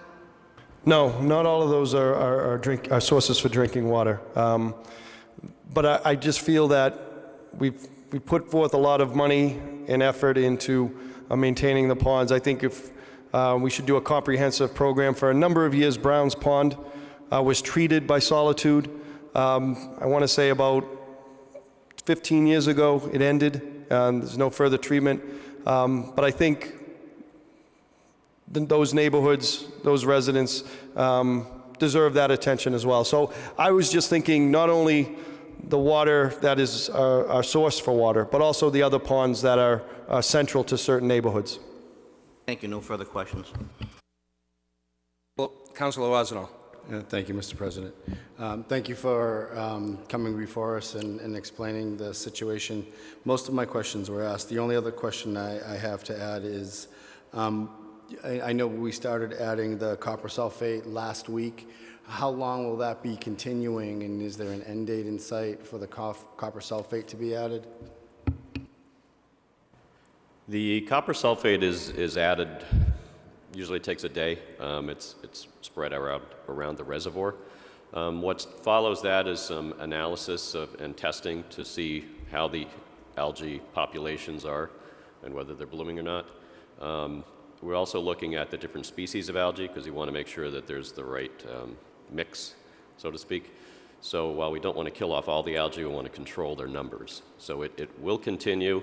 There will be monitoring that will be going on with the Water Department Solitude, and copper sulfate will be added as necessary going forward. Thank you. So when this process finishes and the water is back to what it had been, is there a chance of this coming back again this year? There are always chances of algae blooms. They do occur. They're normal occurrences. So that's why it takes a lot of monitoring to make sure that they don't get out of hand. But this is a situation where copper sulfate treatment could continue on and off throughout the summer until the water gets a lot colder, and then the algae tend to die back. And I'm sorry, one last question through the chair. The oxidant, is that the same process? Treat, monitor as needed? Yeah, right now we got approval from the DEP to put in a temporary system for the next 30 days. The intent is to apply for and install a permanent system, and that system will either be operating or on standby as is needed. So it'll be ready to be turned on as soon as a problem looks like it might occur. You know, really be proactive in this situation. What would that system entail? And that's why I want to move forward with Solitude, because I think this issue, we've been reactionary, and it's caused a problem for people. I think by going with Solitude, coming up with more of a routine treatment plan to have their assistance with the water department, we'll show that we're being more proactive and more on top of this to make sure this doesn't happen. This doesn't happen to this extent ever again.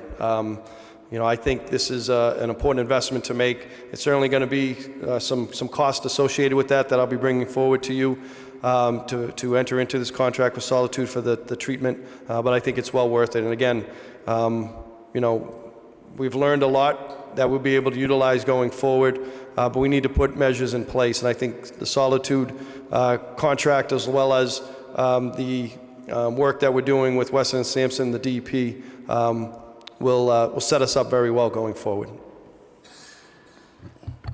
Council Melville. Thank you very much, Mr. President. I just got two questions and one comment regarding, you know, a lot of the discussion is about the mayor, I think, just nailed it on the reactionary side. And I know that the number one priority, and it's been obvious by the administration and all those working, is the safety of the water, and that this is more dealing with the smell. What exactly would trigger knowing that this is happening? I guess the phrase I always remember is you put the fire out before everybody smells the smoke. And what would we do? What could occur essentially that would catch that? Or is it just a matter of a resident smelling it and complaint coming in?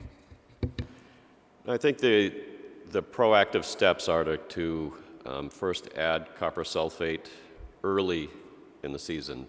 What has been done in the past and was not done this year is the copper sulfate was added as the reservoirs are refilled from the Ipswich River. So, and that happens every really December all the way through February. So by adding copper sulfate at the source, as the water's coming in, that keeps the algae under control. I will say that an algae outbreak in February is almost unheard of. It's very unusual. And it also 60, 70 degree days in February are very unusual too. So it was a situation that really caught the water department off guard. Knowing that this kind of situation can occur and may occur again in the future, by adding the copper sulfate as a preventive measure and having the permanganate system in the treatment process ready to go, and monitoring for algae on a consistent basis, that'll really help the department to look ahead and be proactive as they need to be. So that's the plan. Yeah, that makes through you, Mr. President. That makes complete sense to me. I think what caught everybody off guard is, you know, one neighbor would have the problem, the next neighbor said, I don't have a problem. So it essentially isolates the person thinking, oh, that must be my pipes, it must be my plumbing system that's causing this, which I think kind of delayed on narrowing it down.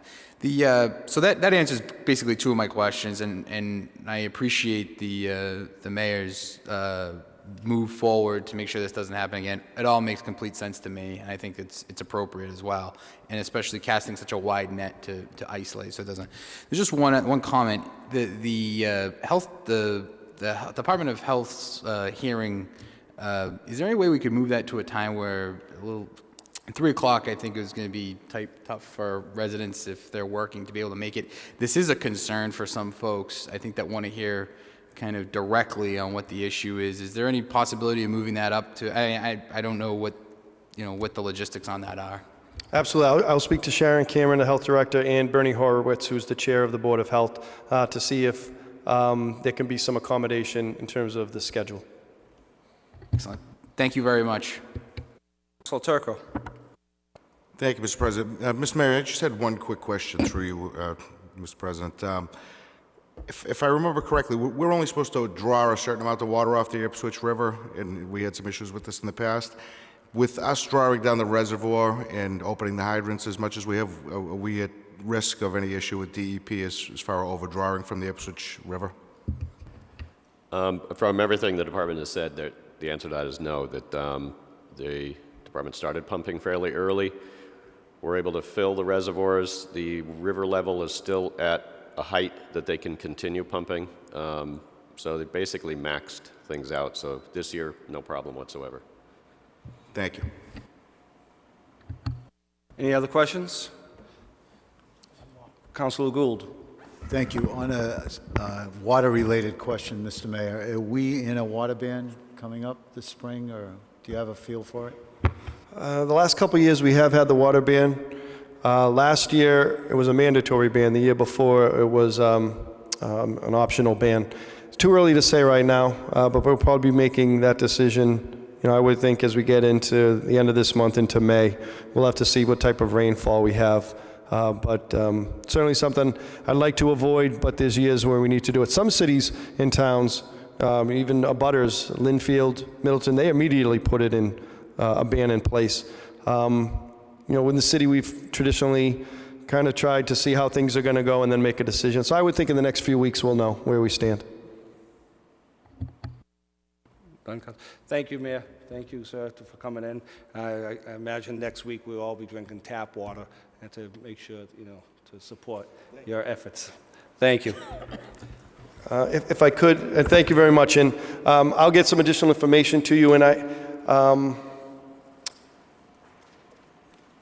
I'll get the information to you as we move forward. The next step would be the $2.7 million request, and we'll have further information. Mike Gingras would certainly be here to kind of break down the financial plan, but it is a 2.7 no-interest loan for 10 years. That's what we'll be looking. That's what we approved, and that's already been voted, and you'll see the vote is in the packet, as well as the decision that came from the MWRA. So a lot of work ahead of us regarding water, some projects we need to look at, and I will continue to keep the council updated. Thank you. Thank you. Move to 4E. Councilor Gravel, will you take the floor, please? And clerk, please read the public notice. I would, if you don't mind, if the gentleman has been waiting quite patiently, I would like to. Oh, geez, I'm very sorry. 4D. Thank you. Council, not yet. Notice is hereby given that the City Council of the City of Peabody, acting as a special permit granting authority, will conduct a public hearing on Thursday evening, April 5th, 2018 at 7:30 p.m. in the Franco Wigan Auditorium, City Hall, 24 Lowell Street, Peabody, Mass. On the application from Vishagan Hagopian, 30 Ocean Street, Lynn, Mass. For a special permit seeking to amend Special Permit 2-2008 by allowing food for takeout at 145A Summit Street, Peabody, Mass. Is filed in accordance with Sections 4.2.5, 6.1, and 15.7 of the Peabody zoning ordinance. Peabody City Council, Councilor Edward R. Charis, City Council President. Commissioner, please come to the podium, state your name and address, and tell us what you'd like to do, please.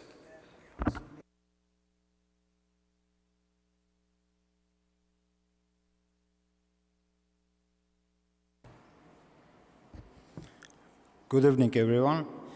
My name is Valchagan Hakopian, 30 Ocean Street in Lynn, business address 145-A Summit Street. I'd like to get a special permit allowing food for takeout. And, well, a little about my business. That was established in 1994, nearly 24 years old. Being a third owner just recently, and all this time working in a city of Boston, serving people in city of Boston, becoming famous, Carlos Barbecue, trying to get opportunity to introduce our food to people of Peabody, serving from the kitchen location, having part of kitchen separated from main part and making it into a place for a takeout.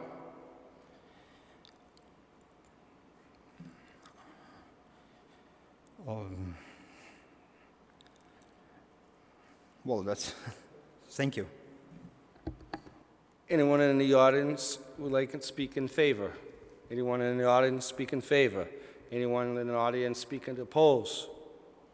Hearing none, Councilor Turco. Thank you.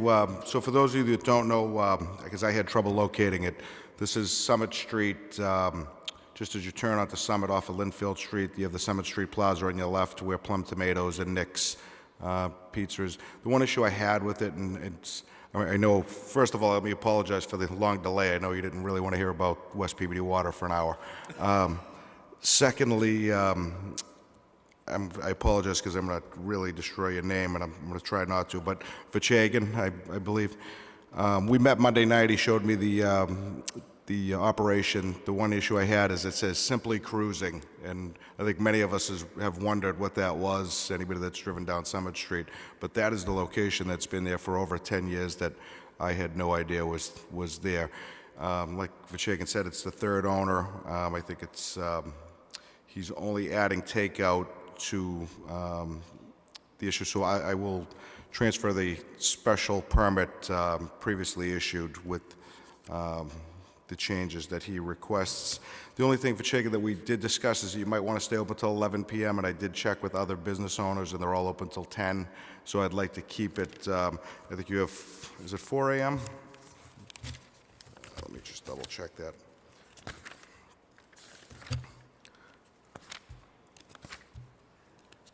It's 4 a.m. to 10 p.m. And for those of you that don't know, the reason for 4 a.m. is Vachagan provides food truck operations, which he's done for years, and we've kept the man here till relatively late. So on that note, Tim, do I have to transfer the special permit first and then approve? I would transfer first and then approve the amendment. Okay, so, Mr. President, move to receive and approve all papers being in order, item 10A. Heard the motion? All in favor? Any opposed? It's a vote. And if any questions before I file a motion? Just quick, quick question. Just what type of food did you say? Barbecue? I didn't know what type of food you were providing for takeout. It is a chicken barbecue. Chicken barbecue, very good. Okay, thank you. And just a point of information, and Council Turco, I actually happened to be, I think I mentioned to you earlier, getting a pizza Plum Tomato, that plaza last night. I believe it does it say 4 a.m. to 10:30 for all the, it's actually put right on the plaza sign. Have you ever noticed that? I did not notice the common sign. I did speak to several businesses that close at 10. I'd be amenable to, if it says 10:30, we'll keep them 4 a.m. to 10:30 will be the business hours, if those are the posted hours at the site.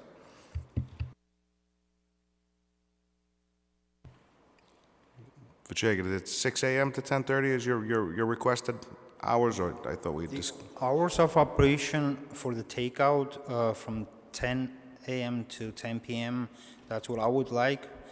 But we do start our work at 4 a.m. in the morning inside of the kitchen. That's our prep work to prep the food to take to the city of Boston. It has nothing to do with with the other. Thank you. So, that being said, move to approve, move to close the public hearing. You heard the motion. All in favor, any opposed? It's a vote. Mr. President, I move to approve the application of Vachagan Hegamayan, 30 Ocean Street, Lynn, Mass. For a special permit seeking to amend special permit 2-2008 by allowing food for takeout at 145 Summit Street, Peabody, Mass. Is filed in accordance with Section 4.2, 6.1, and 15.7 of the Peabody zoning ordinance with the following conditions. First, that the exterior awning be changed to identify the proper name of your business. Second, the hours of operation from 4 a.m. to 10 a.m. for food prep only, from 10 a.m. to 10 p.m. for takeout. Third,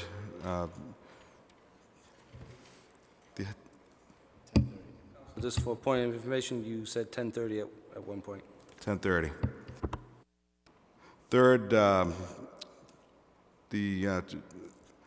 the recommendation by the Department of Public Services for grease traps, if you could add that as the third condition.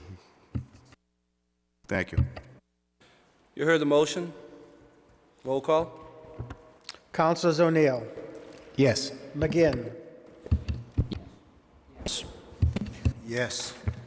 Sasla, Yes. Mitsoulas, Yes. Rozignol, Yes. Turco, Yes. Melville, Yes. Gravel, Yes. Charist. Yes. Motion carries 10-0, 1 absent.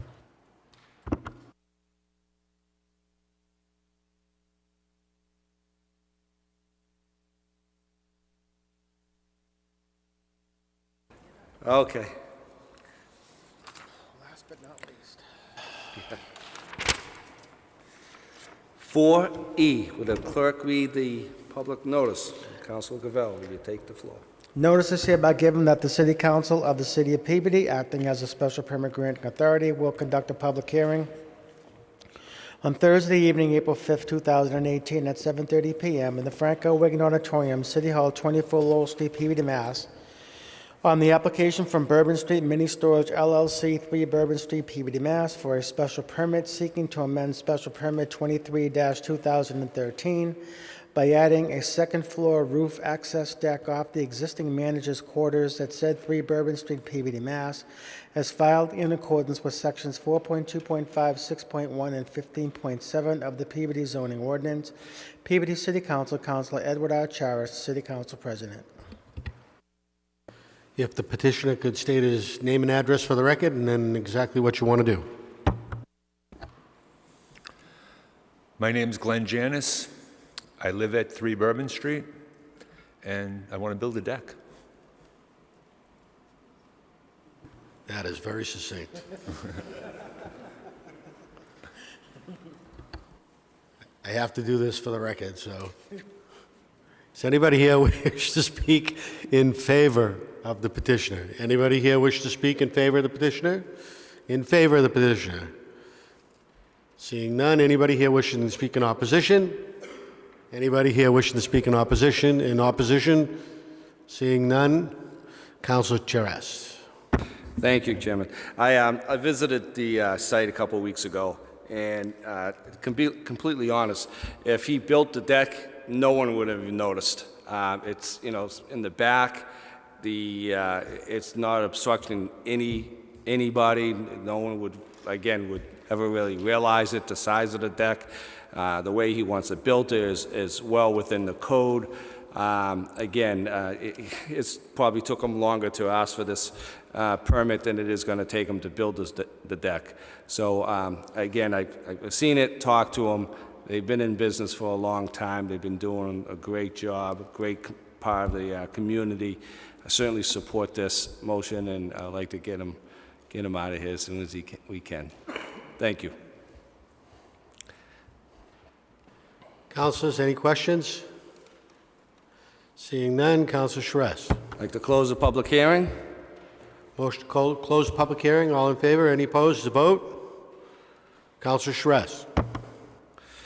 Thank you. I'd like to approve the application of Bourbon Street Mini Storage LLC, 3 Bourbon Street, regarding amendment of special permits 23-2013 by adding a second-level floor access deck to the existing manager's quarters. So move. Councilors, you heard the motion by Counselor Schress.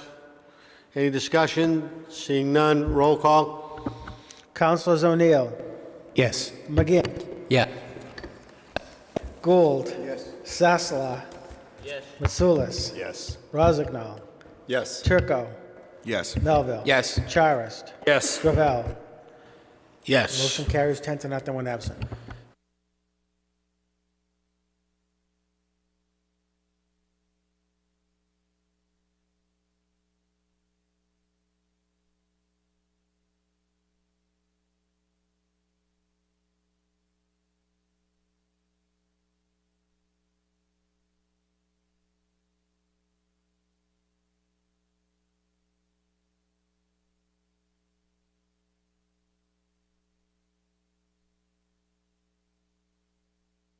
I'd like to move to reports of committee. Finance Committee, Councilor Gravel.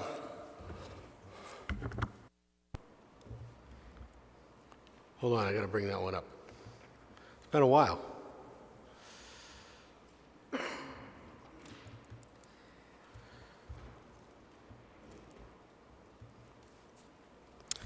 This evening, there was a meeting of the Finance Committee.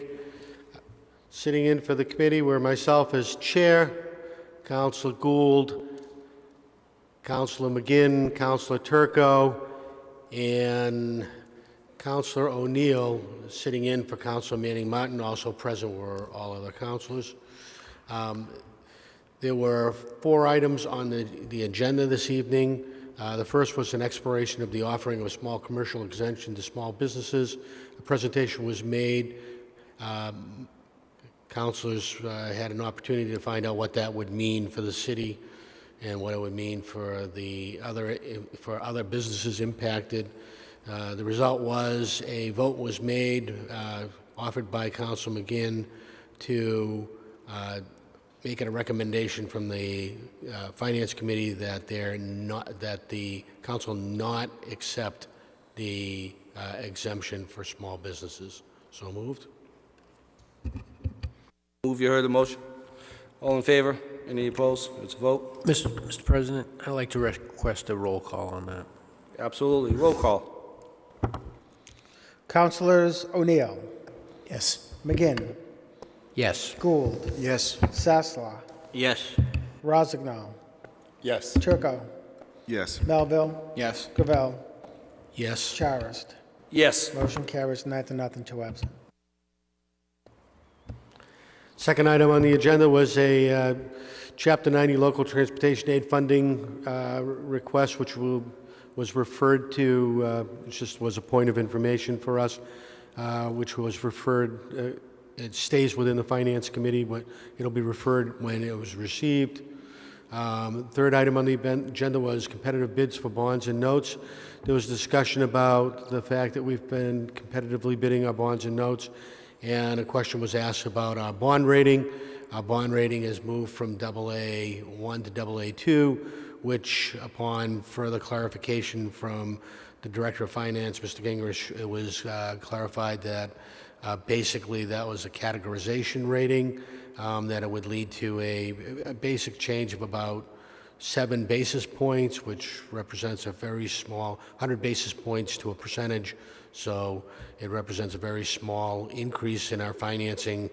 He gave an example on an $8 million bond. It basically represented $4,000 over the course of the bond. So he made the statement, and he was clear that the city is still fiscally sound and in great condition. The last item on the agenda was a discussion regarding the submission of information from Essex North Shore Agricultural and Technical High School, which was given to us by school committee woman Beverly Ann Griffin Dunn, who is also our representative to that school committee for the regional vote. provided some clarifications. It was more of a report of progress. Gave us an update on the budget, and it looks like we've got a good set of eyes working for us there over at the North Shore Regional Vote. So those are all reports of progress. No votes were taken, and then the meeting adjourned. Councilor Gravel, Ad hoc Charter Review, please. The Charter Review, the Ad hoc Charter Review Committee met this evening as well. Representing the committee were myself as chair, Councilor McGinn, and we asked for Councilor Melville to be the substitute for Councilor Ann Manning Martin, who's out on vacation. Basically, the purpose of the meeting was to discuss the avenues that a city can take when it wants to renovate its charter. And the results of that meeting were, we were given some information by our city solicitor, Mike Smazinski. He basically told us there's 3 things that we can do. One of the things we can do is on non-major items within the charter, we can make language changes as a committee and adopt those language changes to get rid of some of the offensive language that is in the charter. There are items that we can't touch in that process. There was also then 2 paths. One was a path that took us down a road where we have to have a referendum. The referendum leads to an election. The election establishes a charter commission. Charter commission being established is then responsible in a timeline to deliver a new charter, which has to then be voted upon by the city council. And then there was another avenue that was the mayor and/or the city council can establish a charter review group, which is then allows them to formulate changes to the charter, and before those can be enacted upon, they have to be submitted as a home rule petition, which in itself has to be approved by the mayor. So those were the avenues we were given. Our next steps, we'll meet again to discuss the avenue, if any, that we want to take, including, and that if any is very important because Councilor McGinn brought that up. We may not want to go down this path, but we do want to get an opinion from the mayor as well as from the rest of the council in terms of what the stomach is for taking on this journey. It's a report of progress. Thank you. Motions, orders, and resolutions.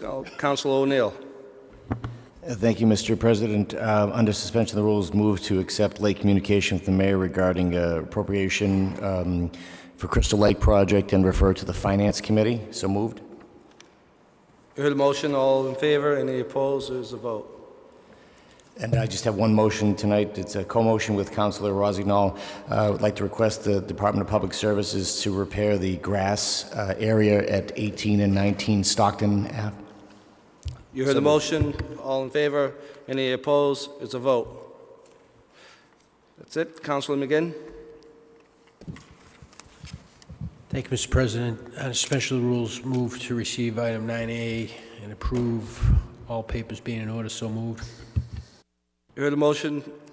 All in favor? Any opposed? It's a vote. No further motions. Thank you, Mr. President. Councilor Gould.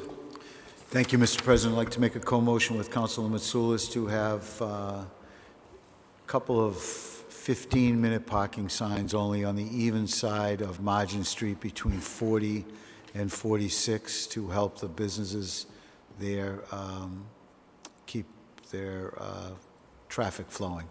So moved. Thank you. We need an ordinance on that. Okay. So, Draft and advertise. advertise and adopt as... Thank you. As Councilor McGinn just said, thank you. You heard the motion. All in favor? Any opposed? It's a vote. The motions. Councilor Sassler. Yes, under suspension rules, I'd like to receive item 8B and schedule a special permit hearing. B, yes, for Councilman Soulis, his absence, yes. Heard the motion. All in favor? Any opposed? Under suspension of rules, I'd like to receive item... Council, Oh, I'm sorry. I've been advised that that does not need a hearing. 8B is a special permit transfer, Counselor. Just making what was asked of me, the request from Councilman Sula, so, like, you know, if you're going Just set up as to approve all papers being in order. You heard the motion. All in favor? Any opposed? Is a vote? Okay, I saw under suspension rules, motion to receive item 8D and send that to the, the Municipal Safety Committee for the next meeting. Heard the motion. All in favor? Any opposed? Is a vote? Item 8G, motion to receive and set up a special permit hearing. Heard the motion. All in favor? Any opposed? Is a vote? Also, I'd like to make a motion for the Department of Public Services at Goodale Street and Connors Road to fill the potholes. Heard the motion. All in favor? Any opposed? It's a vote. At 47 Goodale Street to remove all the asphalt and check out the road condition as it is somewhat dangerous. Heard the motion. All in favor? Any opposed? It's a vote. 67 Goodale and Helen Drive, remove the asphalt curbing that has been knocked over. And Heard the motion. All in favor? Any opposed? It's a vote. 126 Goodale Street to remove the asphalt curbing that has been disturbed by the plowing and replace. You heard the motion. All in favor? Any opposed? It's a vote. On 2 Rita Road to remove all the asphalt and repair pothole if necessary. Heard the motion. All in favor? Any opposed? It's a vote. And at the corner of Tumulty and Nancy Road, fill all potholes. Thank you. You heard the motion. All in favor? Any opposed? It's a vote. No more, thank you. Councilor Rosano. Thank you, Mr. Chairman. Under suspension of the rules, I'd like to receive item 8C. Heard the motion. All in favor? Any opposed? It's a vote. Under suspension of the rules, I'd like to receive 8E. Heard the motion. All in favor? Any opposed? It's a vote. No further motions. Councilor Turco. Thank you, Mr. President. Move to receive, under suspension of the rules, item 8F and set up a public hearing. Heard the motion. All in favor? Any opposed? It's a vote. Mr. President, move to receive, under suspension of the rules, item 8E and thank officers Thibodeau and Elves. Personally, thank you. You hear the motion. All in favor? Any opposed? It's a vote. Thank you. Tim, I know you sent me a letter on this, but Tom and I would like to set up the joint committee with the council and school committee, and we'd like to invite Attorney Smozinski, Mike Schultz from the Community Preservation Committee, and all members of the school committee as soon as you can get it on the agenda. And that was to discuss the 10% requirement for maintenance of any parks built with CPC funding. Heard the motion. All in favor? Any opposed? It's a vote. And I would like to get, Councilor Gravel and I recently visited the Alpine property. It was a great experience. Although some cleanup has been done, not to where we would like to see it. And I'd like to ask the mayor for an update since we haven't had one on the Alpine cleanup. You heard the motion. All in favor? Any opposed? It's a vote. And last but not least, this is more informational. Gentlemen, as most of you know, the Peabody Decker students are leaving April 20th, including my eldest daughter, Alexandra. There are 12 of them. They have been hitting the streets trying to raise money from businesses to subsidize their trip, which I'm told was $500 cheaper than all of our surrounding communities through the help of their teachers at Peabody High, but they do need to raise some money. Thus far, they have received nothing from anybody, and they are trying hard. They did receive from Kathy Gravel and the Rotary Club a $500 check, so I do want to say thank you to Ms. Gravel and the Peabody Rotary. But if you guys could get the word out as these kids are knocking on the doors, and if you know anybody out there in TV land that can help these kids, I would appreciate it. Thank you. Thank you. Councilor Melville. Thank you very much, Mr. President. One issue that did come up was, and we heard about it last week, was blasting around aggregate industries. I had a chance today to speak with Mary Callahan, who's a community activist regarding this matter in that area. She's a wealth of information. I know with Councilor Sinowitz coming in and currently with Councilor O'Neill, it's an issue that I wanted to read up on. So I'd like to make a co-motion with Councilor O'Neill to request from Peabody Fire Prevention if they have in fact received any claims regarding damage from the blasting. I think Mary, for the public's knowledge, did advise on the procedure to do so is if you did have any damage, not just the hearing of the blasting, but if you did receive any damage, that you have to physically go down to fire prevention and file that claim. It is important that those are done if you did, for the record, so if we do revisit this issue and if there is an issue with the special permit, we can address it at that point. But I wanted to make that co-motion with Councilor O'Neill. Thank you. Heard motion. All in favor? Any opposed? It's a vote. Councilor Gravel. Thank you, Council President. On the suspension of rules, I'd like to receive item 7A and approve the recommended appointees from His Honor the Mayor, Judy Blodgett, Board of Directors, 4/1/21, a 3-year term, and Nicholas Avgerinas, MD, as the city physician, 12/31/18, for a unexpired term. So moved. Heard the motion. All in favor? Any opposed? It's a vote. Mr. Chip. Take them. 7B? Yeah, I was going to go for that. On the suspension of rules, I'd like to receive item 7B and refer it to the Industrial and Community Development Subcommittee. So moved. You heard the motion. All in favor? Any opposed? It's a vote. Mr. President, if I may, excuse me, Tim, can we set up a subcommittee, please? Thank you. As soon as possible. Thank you. Sorry, Councilor Gravel. Not a problem.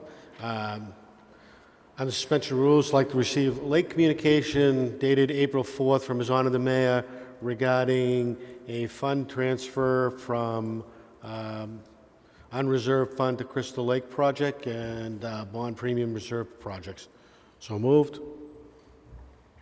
We did it once already. We can do it a second time. Thank you. You heard the motion. All in favor? It's opposed. How about 9s? You like number 9?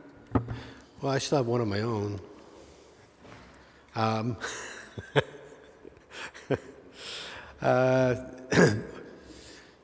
As many of you know, we talked a little bit about zoning, and when the zoning was changed, we had a lot of meetings on the zoning language and a lot of meetings on the use tables, and I am sad to report that we did not have a lot of meetings on the map itself. And as you've seen this evening and in other evenings, there's a lot of discussions about the map, and in particular about the perimeters where the map lies and rests against residential neighborhoods and so on.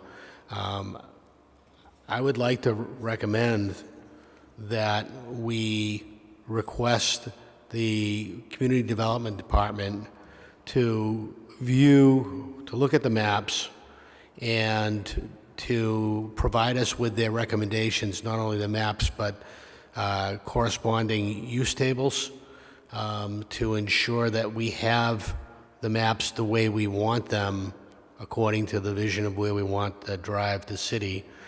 And in particular, I would like to have them look at the possibility of overlay districts in the IL zones where we traditionally haven't been able to do much except light industrial, and some of them keep coming up for uses other than light industrial that are preferred both by the city as well as by the neighbors. And a perfect example of that would be the IL zone down on Pulaski Street, where we're limited in terms of what we can provide there. So the idea would be to possibly look at an overlay district that would allow uses specific to that zone. And that would be, they could look throughout the city, but that would be just a concept that they could take up. So my motion is to refer this topic to the Community Development Department and then have it set up as a meeting of the Industrial and Community Development Department to be discussed by the council. So moved. Hear the motion? All in favor? It's a vote. Did you get all that, Tim? Thought I'd help you out. Are we? And we have, under suspension of rules, I'll take item 9A. Is that gone? 8A, move to receive, and the appointment was already made. So moved. Hear the motion? All in favor? Any opposed? It's a vote. H. Receive item 8H and refer it to the scheduled public hearing. Heard the motion? All in favor? Any opposed? It's a vote.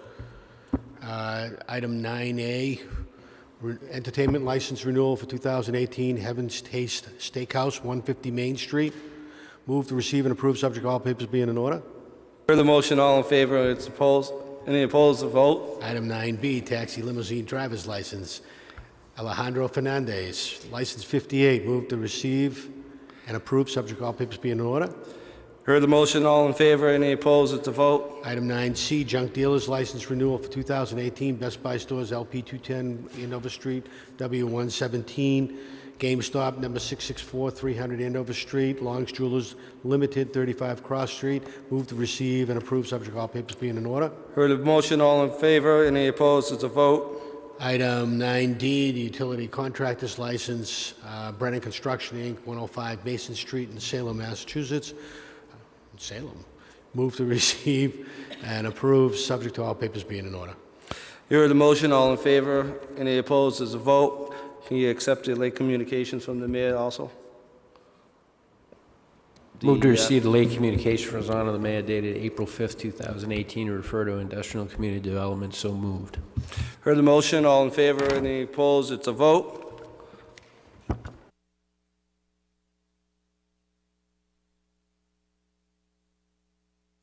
Gentlemen, I'd like to get you out of here, but I still have a couple motions myself. To fix the, ask the public service to fix the berm at Buttonwood Lane from 24 to 37 Buttonwood Lane on both sides. So move. Heard the motion. All in favor? Any opposed? It's a vote. For PLMP to cut the brush on SS Green Drive where their transfer boxes, it's overgrown, the sidewalk, people are having a hard time getting by. So move. Hearing the motion, all in favor, any opposed, it's a vote. And just make sure Councilor Turco get that money where it's supposed to be for a donation from Councilor Gould. So move, I adjourn the meeting.